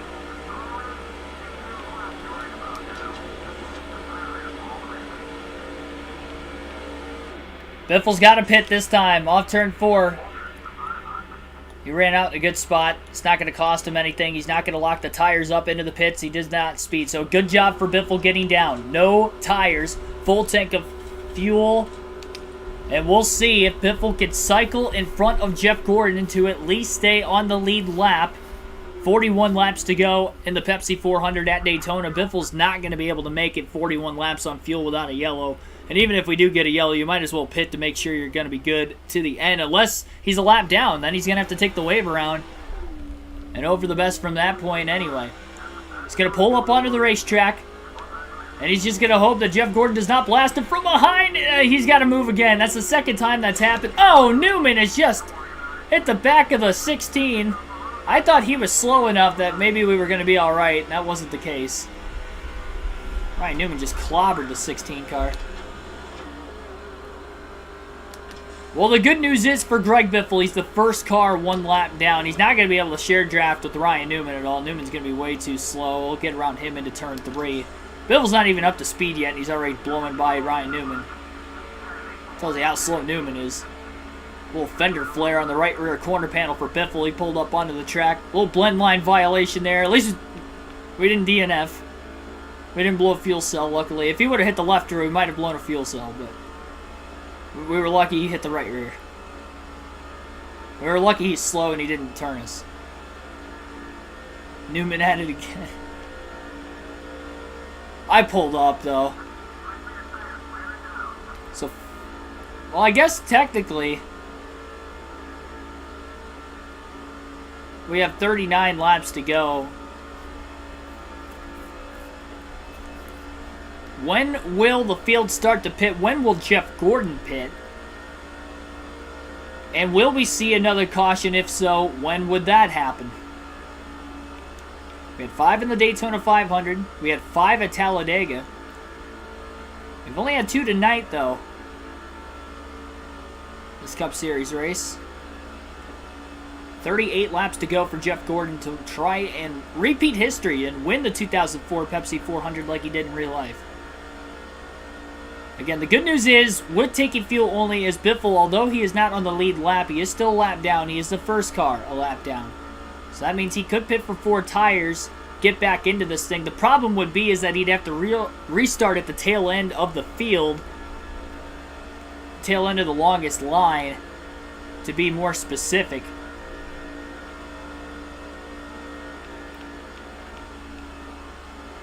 And with not too many laps left, it's going to be hard to come from deep in the field. Unless we get a couple cautions back to back. So if we get 2 more yellows, he gets 1 to get the free pass, and then another one, he's right up there in the top 15. He doesn't have to pass any more cars. But obviously, he is running out of time. We could also see a caution after everybody else makes a pit stop. Biffle could stay out, take fuel only at the very end again. Or maybe even just take fuel only the next time through regardless.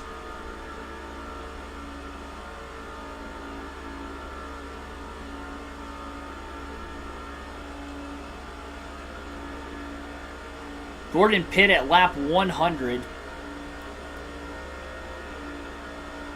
So I'd have to imagine he's probably going to pit between lap 135 and 140. Will be Gordon's last stop. Biffle's definitely going to share draft with whoever this next car is behind him. Hopefully it's a lead lap car. Because if it's not, then he's going to have to stay in front of him. He has been a better push car than a lead car in the draft.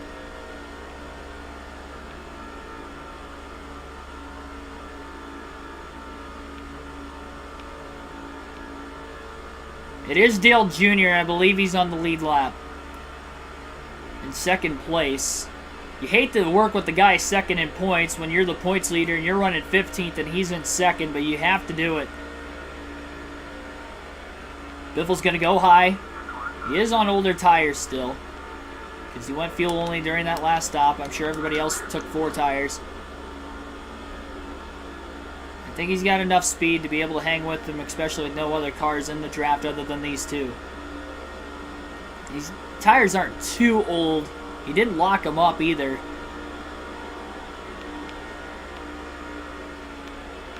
And we have a lot of cars pitting right now off of turn 4. They're really going to close on Jeff Gordon. They're going to have to move down to the bottom. Hopefully Junior doesn't short pit anytime soon. That would really hurt Biffle. Junior running the bottom. He might pit off of turn 4. No, he does not. Okay. The way he was running so low down the backstretch was making me think he was going to pit. Biffle needs him to stay out right now. See, the problem is, though, with these cars cycling out of the pit lane, if any of them are a lap down ahead of Biffle, and a caution comes out now, Biffle's not going to be in the free pass position anymore. You see how he just passed a couple cars. He's up to 12. And Jamie McMurray coming out of the pits, I think he's a lap down. Biffle should be able to get around him. That's for 11th. There's another car in front of Dale Jr. yet in turn 3, and I think that's Casey Kane. And Kane should be a lap down. Gordon stays out again. He's not short pitting from the lead, that's for sure. Dark Crypto, welcome to the stream.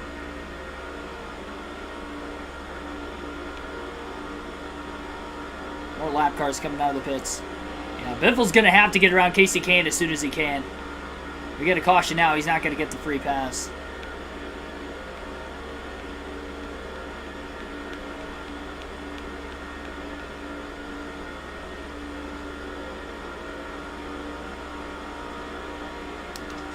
To the inside of Dale Jr. Jr. tried to block. Biffle makes the pass on him. There's Casey Kane in the 9. Biffle slides up in line behind him. Dale Jr., though, down on the bottom. And he's going to cross over Greg Biffle. Kane down to block the 8. Jr. going to get underneath him, though, in the tri-oval. Now Biffle can just follow Dale Jr. to get by Kane. Biffle pushing the 8. Pushing him with the share draft into turns 1 and 2. Side by side for 10th right now and for the free pass position between Casey Kane and Greg Biffle. Junior clears the 9, but Biffle couldn't. Biffle's got a pull in line behind Kane, the rookie.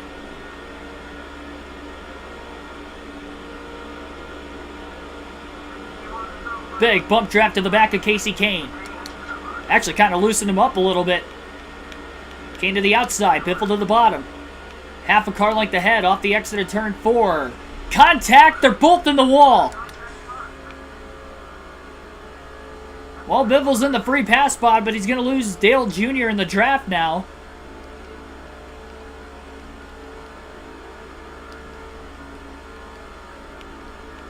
I don't think that was worth it.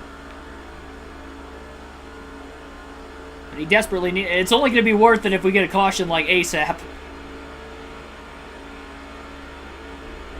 He's got to hang on now. I think Jimmy Johnson is on the lead lap. Tony Stewart's back here too. I don't think they've pit yet.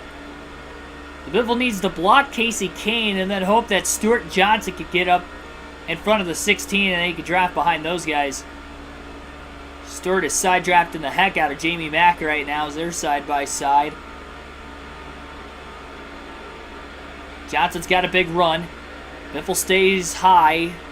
Actually goes to the bottom in front of Johnson for now. Johnson building up more momentum. Derek Booth, welcome to the stream. Biffle's going to go to the outside in turns 1 and 2. Intentionally. He's going to let Jimmy Johnson get underneath him. Assuming that Johnson is on the lead lap, and he is. So Jimmy's in second as Hendrick Motorsports runs 1-2 right now.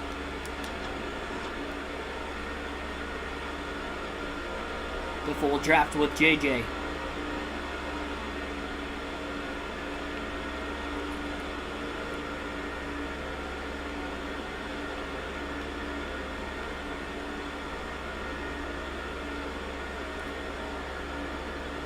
Stewart also got around Kane. Kurt Busch working on him as well. I believe Kurt's on the lead lap.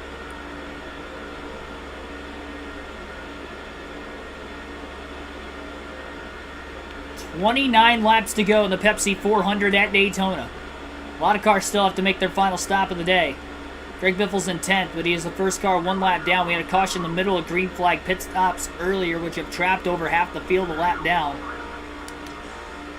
Johnson goes to the inside of Ryan Newman. Newman slowing up the outside lane. That's going to slow up all those lap cars behind Biffle, so that'll buy him a little bit more time as he continues to draft with Johnson into turns 3 and 4.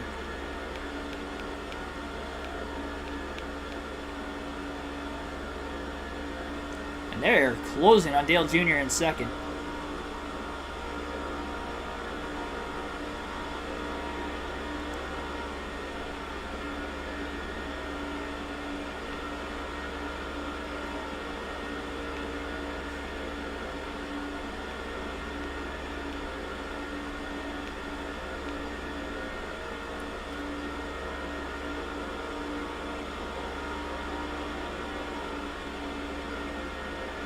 And Biffle would have to go 41 laps on fuel if he's going to make it to the end. He's going to be at least a couple laps short. Not going to be able to save that many laps on a 2.5 mile racetrack like Daytona. At least 2 laps short.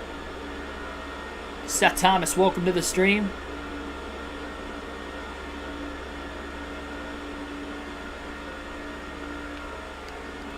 Boy, Biffle had to get out of the gas there. The right front got in the red as they were going off into turns 1 and 2.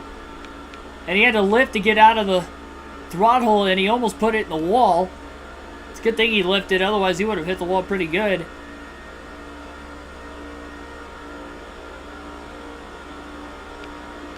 Did I mention Biffle needs a caution? Gordon's pitting off of turn 4 as we speak. So the leader's coming in. Biffle trying to cling on to the draft right now of Jimmy Johnson. I don't think he's close enough to draft behind him, though. Fortunately, I think he's lost him.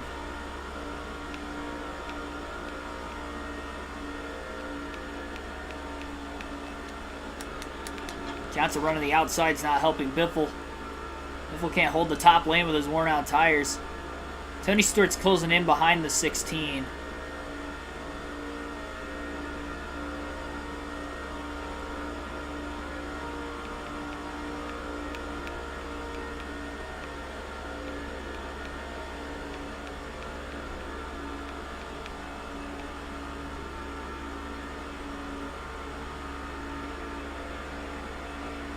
Dale Earnhardt Jr. leads with 26 laps to go. Biffle would still be a lap down, even though Gordon pit.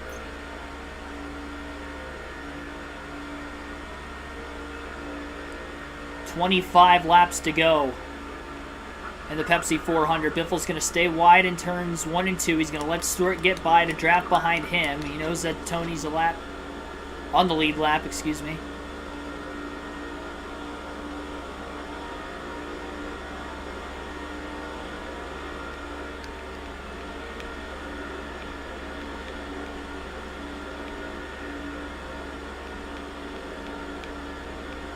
Did you say that concert was this weekend? Or was it last night? I know it was sometime soon. I remember we talking about that last night.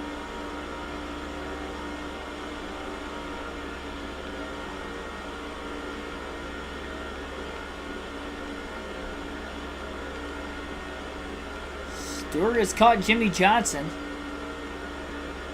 Biffle's just going to have to stay right with him.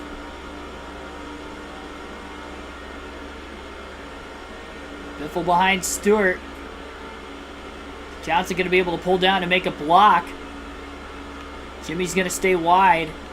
In turns 3 and 4, Stewart still trying to round the bottom. He's got help from Greg Biffle, the lap car, but he can't quite get to the left rear corner panel of the 48 yet.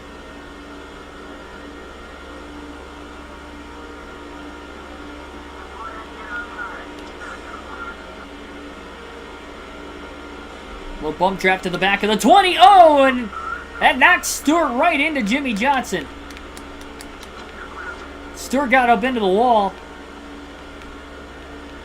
You can bump draft somewhat with the Gen 4 cars, but 3 cars connecting at once usually doesn't work, and that backfired for Tony Stewart. He pushed Biffle as he was trying to push Jimmy Johnson. Biffle has to lift, though, in turns 3 and 4 to keep it off the wall if the 48 car still wanting to run the top. Biffle's got to lift again off turn 4 as he nearly gets into the wall, and here comes Tony down low to get back by Biffle.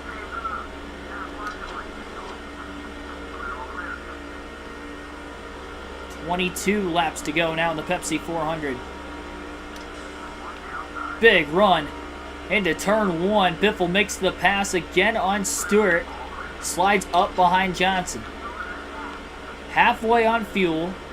22 to... Yeah, that we wouldn't be able to go 41 laps.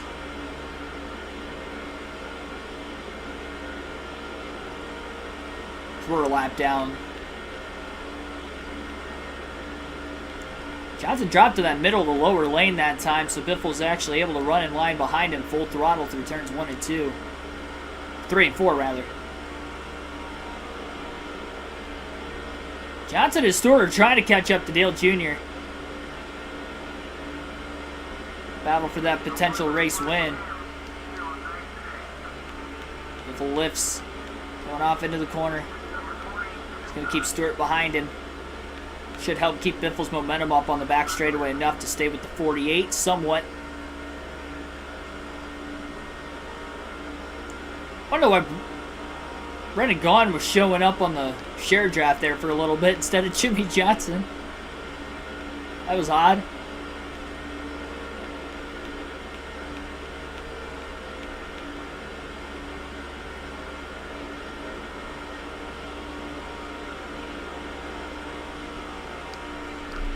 Oh, he got into Jimmy. Right into his left rear. Johnson's in the wall. Biffle got to go wide to let Stewart underneath him in turns 1 and 2. It's going to allow Dale Jr. to pull away a little bit more. Biffle has to draft with Stewart now. Stewart's up to P2. 20 laps left in the Pepsi 400 at Daytona. Dale Jr. is rounding the bottom into turns 3 and 4. That tells me he's probably going to pit this time by. That will give the lead to Smoke. Tony Stewart leads off of turn 4. Does Biffle try to get his lap back on Stewart, or does he continue to draft with him? I think he's going to continue to draft until Tony pits. Save whatever fuel you can. You never know if a caution comes out You never know if a caution comes out with less than 5 laps to go and the race ends up coming to an end and Greg Biffle wins. Because that could happen. And I think that's Greg Biffle's really only shot to win this race. The likelihood of it happening is slim to none, but you never know. This has been a long green flag run, the longest of the race so far. At least if it gets that close to the finish. It's not quite there yet. Lap 7 restart to the lap 77 caution, 70 lap green flag run. We went green at lap 78 actually. Made it a 71 lap green flag run. Biffle lifts. He still gets into the wall. And he'll lose Stewart. Turns 1 and 2 now.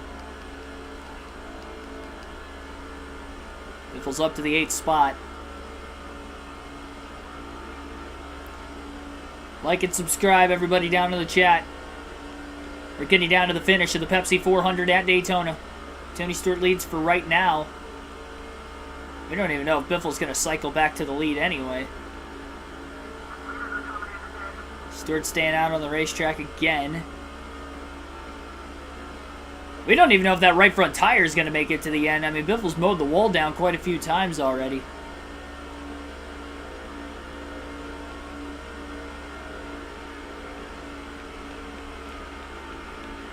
Casey Kane in the 9.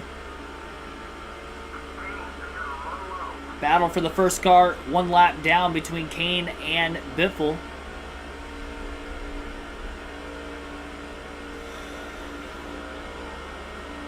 Tony Stewart pulling to the bottom into turn 3. I believe he will pit this time.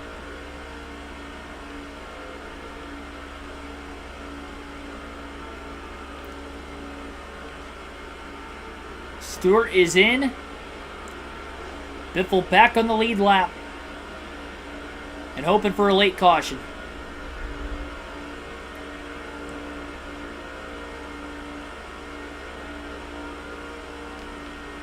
We get a restart with less than 10 to go. All the lap cars will have to line at the tail end of the field as well. If we're going to let Casey Kane get by him and try to ride in line behind him.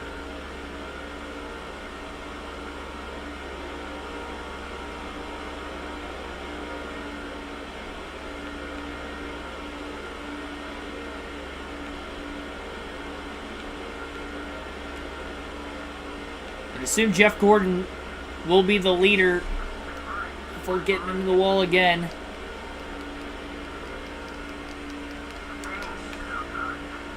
Biffle to the inside of Casey Kane. Ryan Newman up high.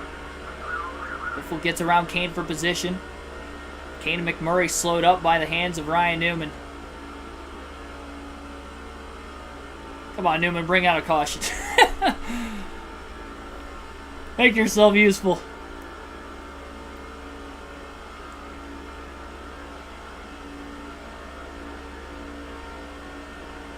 Was 14 seconds behind Jeff Gordon, who has just cycled back to the lead following the cycling of green flag pit stops.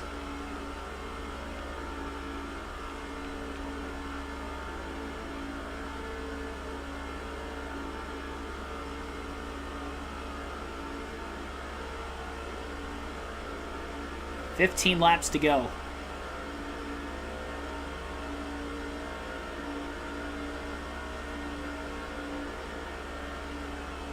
Remember in our Busch Series race, Greg Biffle won on a last lap pass. It was a green-white checkered finish that day. We restarted with just 1 lap to go.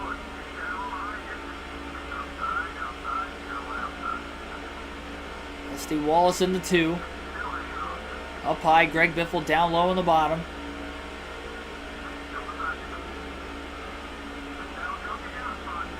Even just looking at the point standings, too, that's another reason Greg Biffle really wants a caution, because he is not going to have a good finish if he has to pit again. He is in 10th place as we run. Took a gamble following that second caution. It did not pay off whatsoever. Jamie Mack and Rusty Wallace both get by. Man, now the left front's in the red as well for Greg Biffle. Almost got in the wall again. Every time he gets in the wall, it's wearing out that right front more and more and more as well. Biffle, the run on the back straightaway. He'll pull to the inside of Jamie McMurray. McMurray down low. Biffle even lower into turn 3 and 4. A little slide job at Daytona. McMurray's going to pull off the crossover, it looks like, and clear Biffle off the exit of turn 4.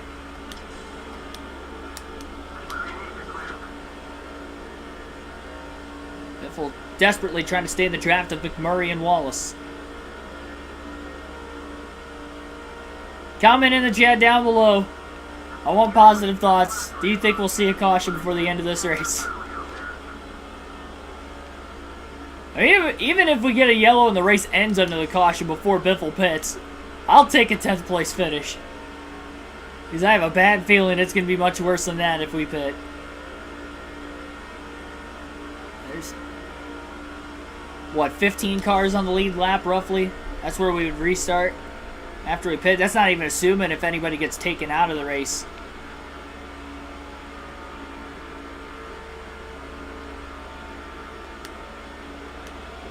McMurray and Wallace are side by side for position. Greg Biffle allow Casey Kane to get underneath him.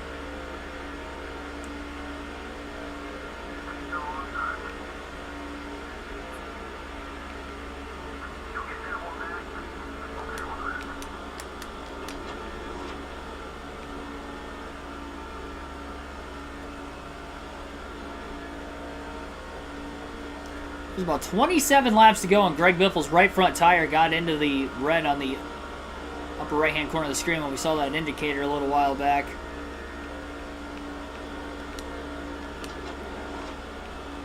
One caution, we need a caution, yes. Yeah, there's a lot of praying down in the chat that we get a caution in these final, it looks like 11 laps to go at the start-finish line. And Jeff Gordon could be putting even more laps. Cars lap down as well, considering he is in lap traffic. Maybe that'll cost him a chance to win as well. Biffle in the wall again. Risking blowing that right front tire every time he does so.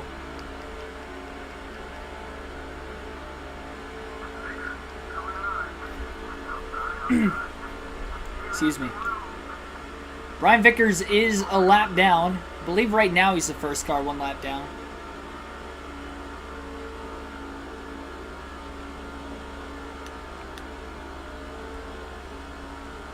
Ten to go for Jeff Gordon.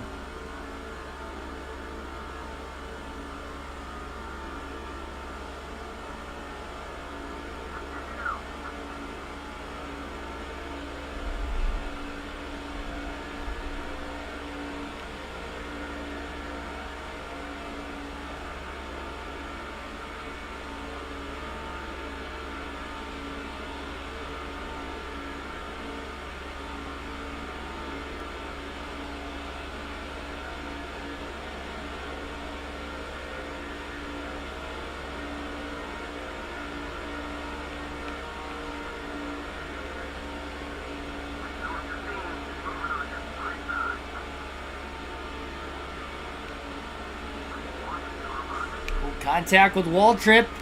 Off of turn 4. Biffle's going to go around. That's not the caution he needed. I don't think he's in the free pass spot. Well. Oh, man. That is not good. Little self-spin off the exit of turn 4. Contact with Michael Waltrip. Big time save. Bringing out a caution with about 9 laps to go in this race. Biffle's going to have to pit. He was on the lead lap, so I don't know where he's going to restart, though, because he was the one involved in the yellow.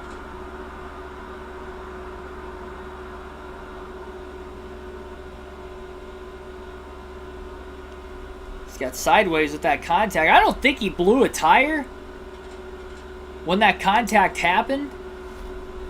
I think it was just the contact that sent him around, but I mean, he could have blown a tire once he made contact with the 15 up high, knowing that right front could have blown at any moment, really.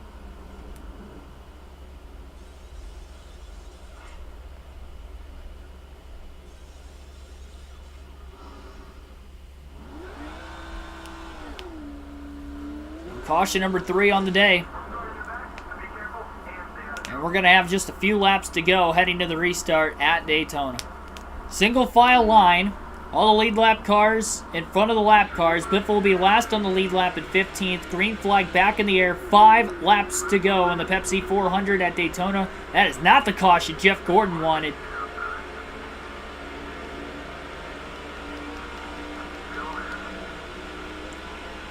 Biffle trying to get to the bottom as quickly as he could.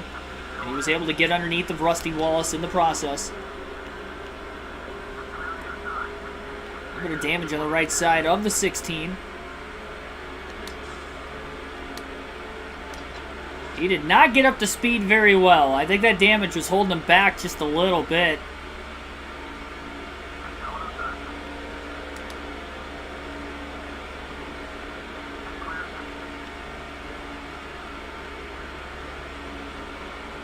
Off the exit of turn 4. Field's going to make it 4 laps to go as Jeff Gordon continues to hold on to the lead. This pack that has been broken up into 2 after the restart. It looks like Biffle slowly catching back up to Sterling Marlin, who is trying to side draft Ricky Rudd in the 21 for position in turns 1 and 2. Marlin will clear Rudd. Biffle's got to go.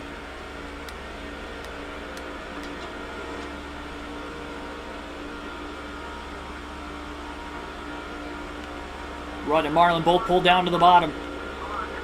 Biffle just going to have to share draft behind Rudd.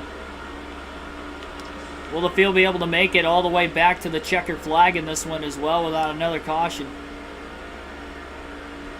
Following this late race restart. Biffle side drafts Rudd, a little bit of contact with him.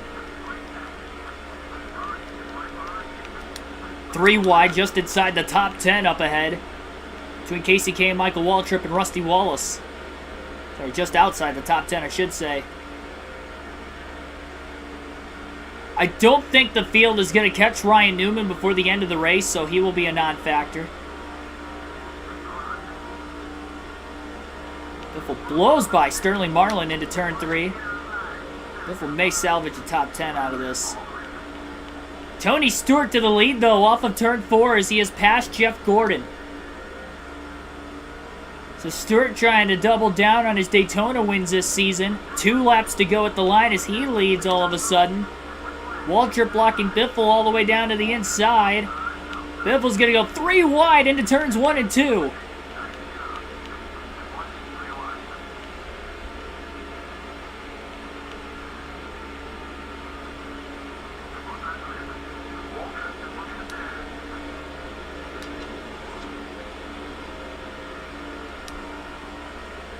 Big block by Casey Kane in the 9 on the 16 of Biffle into turn 3. They'll be coming to the white flag this time by. Tony Stewart leads.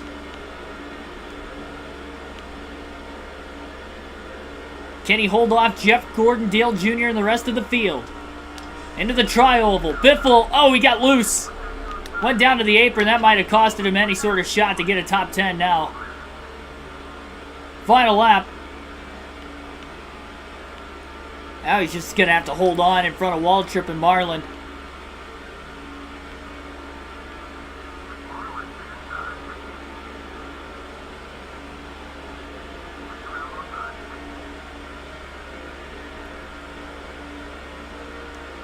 Trying to get a run off of Wallace again.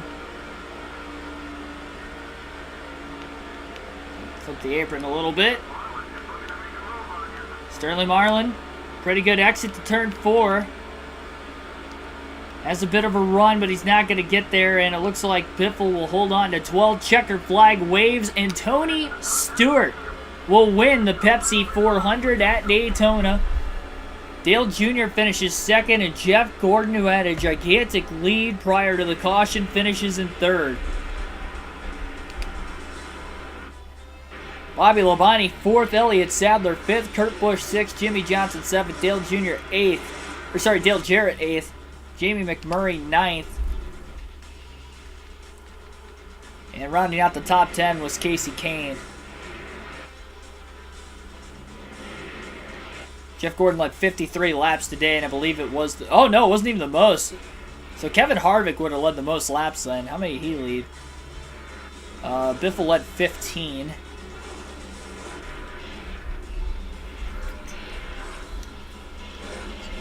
Kevin Harvick led 55 laps. So by 2 laps, Kevin Harvick led the most on Gordon. So essentially, if that caution didn't come out, Jeff Gordon was going to win the race and lead the most laps. Instead, he doesn't lead the most laps and he doesn't win the race. He finishes 3rd. I'd say that's 3 nights in a row bad luck nights. Billy, 15th, 10th, and 12th in the last 3 races.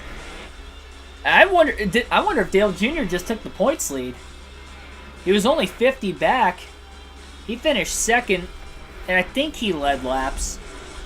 I think he has 5 bonus points. I don't think he led many if he did lead, but yeah, he led 7 laps.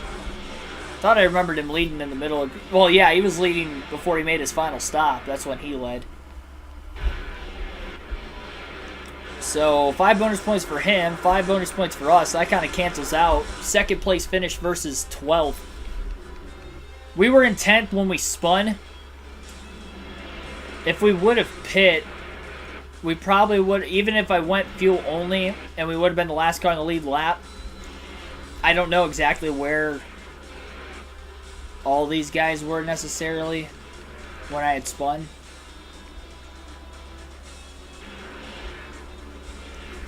So we probably would have finished 15th. I kind of felt bad for that caution coming out because it was myself. I didn't want to punish myself by not pitting, though, because I knew we weren't going to make it on fuel. That would have been just overkill with punishing myself. And we did save it when we spun. We didn't hit anything. Car just got loose when I had contact with wall trip. Not the caution we needed, though, for sure.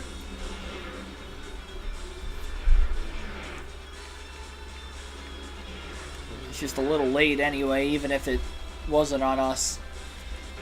I mean, worst case scenario, you know, we could have like stayed out. We could have restarted like 10th. We might have made it on fuel with the caution. Who knows? I definitely wanted to pit though. Means I caused the yellow. I didn't want to get any advantage out of it whatsoever. Yeah, we'll check those point standings out. I can't even remember where the next race of the season's at. Race 17. I know it's going to be next week because we'll be running COTA tomorrow night on NASCAR 21 Ignition. That starts, I believe, at 7:30. Let me check just to make sure. But I believe 7:30 p.m. Eastern Standard starts. Oh, geez. Texas Road Course is the next race, so another fantasy road course coming up next. 226 laps on a road course. Ay, ay, ay. For the Texas 500K.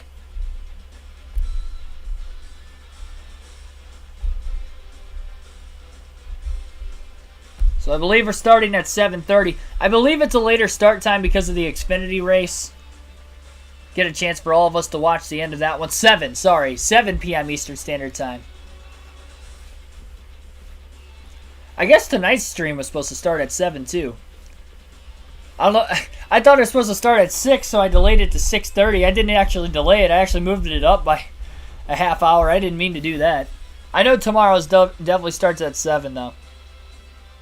So 7 p.m. Eastern Standard Time tomorrow night. NASCAR 21 Ignition final season. Race 14 of 36 at COTA. Of course, with this being the actual COTA race weekend for NASCAR, it's kind of fitting that we will be racing there.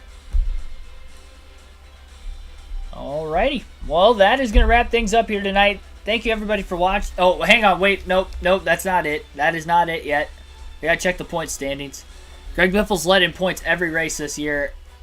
I really hope he is still in the lead. It's going to be tight, though. And the next 2 races are fantasy road courses. Next week. Those will not be ran this weekend. Probably Monday would be the Texas road course. 7 points. We got a nail biter all of a sudden. Greg Biffle has a 7-point lead over Dale Earnhardt Jr. Jeff Gordon, 252 back at 3rd. He could be less if he would have won. Sorry about that. By the way, that was Tony Stewart's 3rd win of the year. It was his 2nd at Daytona. He won the Daytona 500 and he won the Pepsi 400. See, he didn't get the sweep because we do have a 3rd race there yet this season. But And I didn't even think about that. Now we're 0 for 9 at Daytona. We are 0 for 9 at Daytona on EA Sports games for the Cup Series. That's ridiculous. We're going to win one of these times. We didn't even get a top 10 tonight. Drivers that blew an engine. Matt Kenseth, he's 7th in points. Harvick's still top 10. He's 8th. He blew an engine. And Ryan Newman had some issues. Dropped him back to 13th. I think everybody in the top 6 finished the race. Dale Jr. came back and finished 2nd after wrecking earlier, so props to him. I thought that was going to help Biffle in the points. Instead, he came back to finish 2nd, and Biffle actually finished outside the top 10 instead of Jr. We've still led in points after every race this season, but the next 2 races are going to be insane. We got 2 more fantasy road courses coming up on this season. We got the Texas road course, Texas infield, then we got Speedway Boulevard. Why did I stack the odds against me with the schedule? We had such a big lead, too. We weren't ever more than 1 race worth of points ahead of second. I don't think this season. We didn't have a gigantic lead. But we were 137 points ahead of Dale Jr. 3 races ago. 3 races ago, we were 137 points ahead of him. We've lost 130 points to Dale Jr. in 3 races. And it's not like we're finishing terrible. 15th, 10th, and 12th. It's mediocre. 10th is a good run. It's kind of mediocrity for the season we've had, all things considered. And he finished 2nd, I think, in all 3 races. I know he finished 2nd in Infineon. He finished 2nd tonight. I'm trying to think where he finished at Rockingham last night. Did he finish 2nd at Rockingham too? Have to comment in the chat below. I know he definitely had a top 5. Because he's got more top 5s than us. And now he's got 2 more top 5s than us this year. That's insane, though. He's got 13 top 5s in 16 races. How can we compete with that consistency? Well, we are, technically. We are competing with it because we're still in the lead. But that average finish is starting to drop here as of late. Let me check the season statistics real quick, too. I know I'm kind of dragging on the end of this live stream, but I'm just putting into perspective, how much we fell from the start of the season. We do have... Let me put Tony Stewart as the race winner first. Stewart.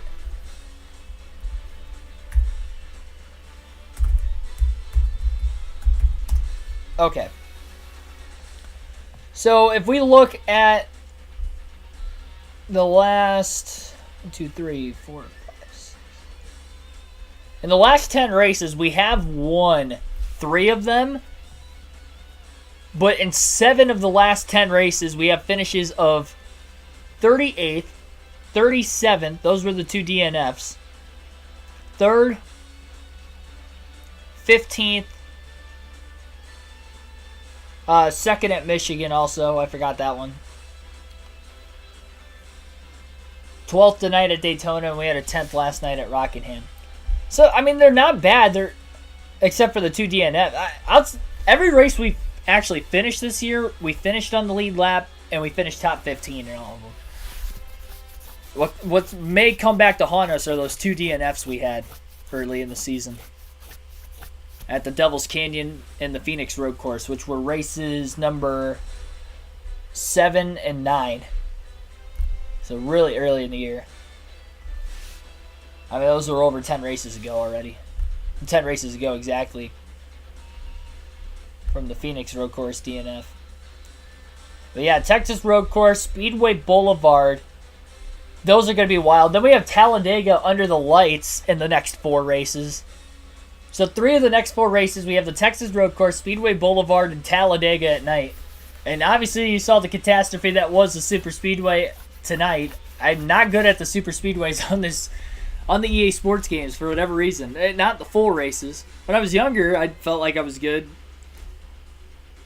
And then we have Dockside 5 races from now. I have stacked the odds against me. Coca-Cola 600. That's at 4 races. That's at 5 races. Dockside's in 6. Oh my goodness. Martinsville at nights after Dockside. This is the toughest part of the schedule, I think. Toughest part of the schedule was tonight at Daytona, Texas Road Course, Speedway Boulevard, California, which is probably the only outlier in this group. Then you got Talladega under the lights. We'll have the All-Star race, the Coke 600, but that's a war of attrition because it's 600 miles. Dockside, Martinsville at night, Atlanta kind of a little bit of a breather again. Then we go to Old Spice Speedway, back to Daytona again. Like, that is just a rough stretch of races. And I don't know, looking back at it now, why I made the schedule like that, because this is too hard.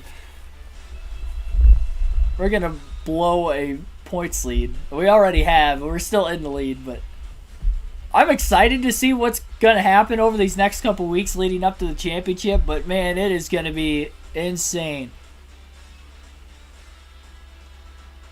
Like, that's got to be the toughest middle, like, meat portion of the schedule we've had in a while.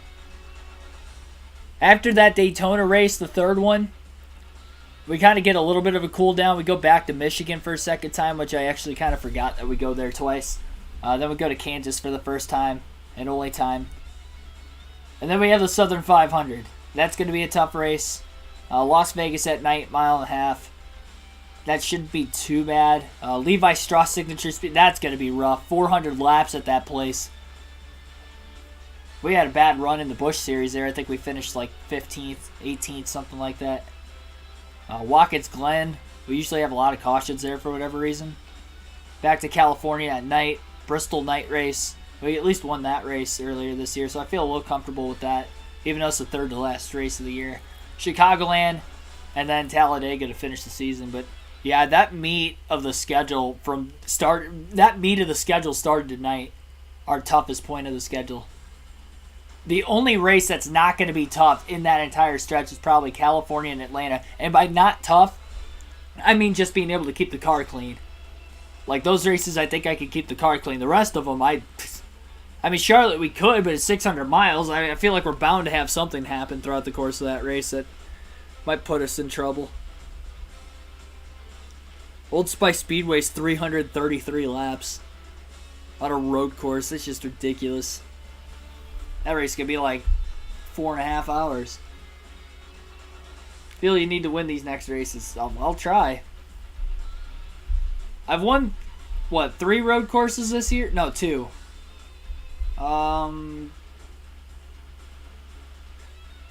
Yeah, I've won 2 road courses this season.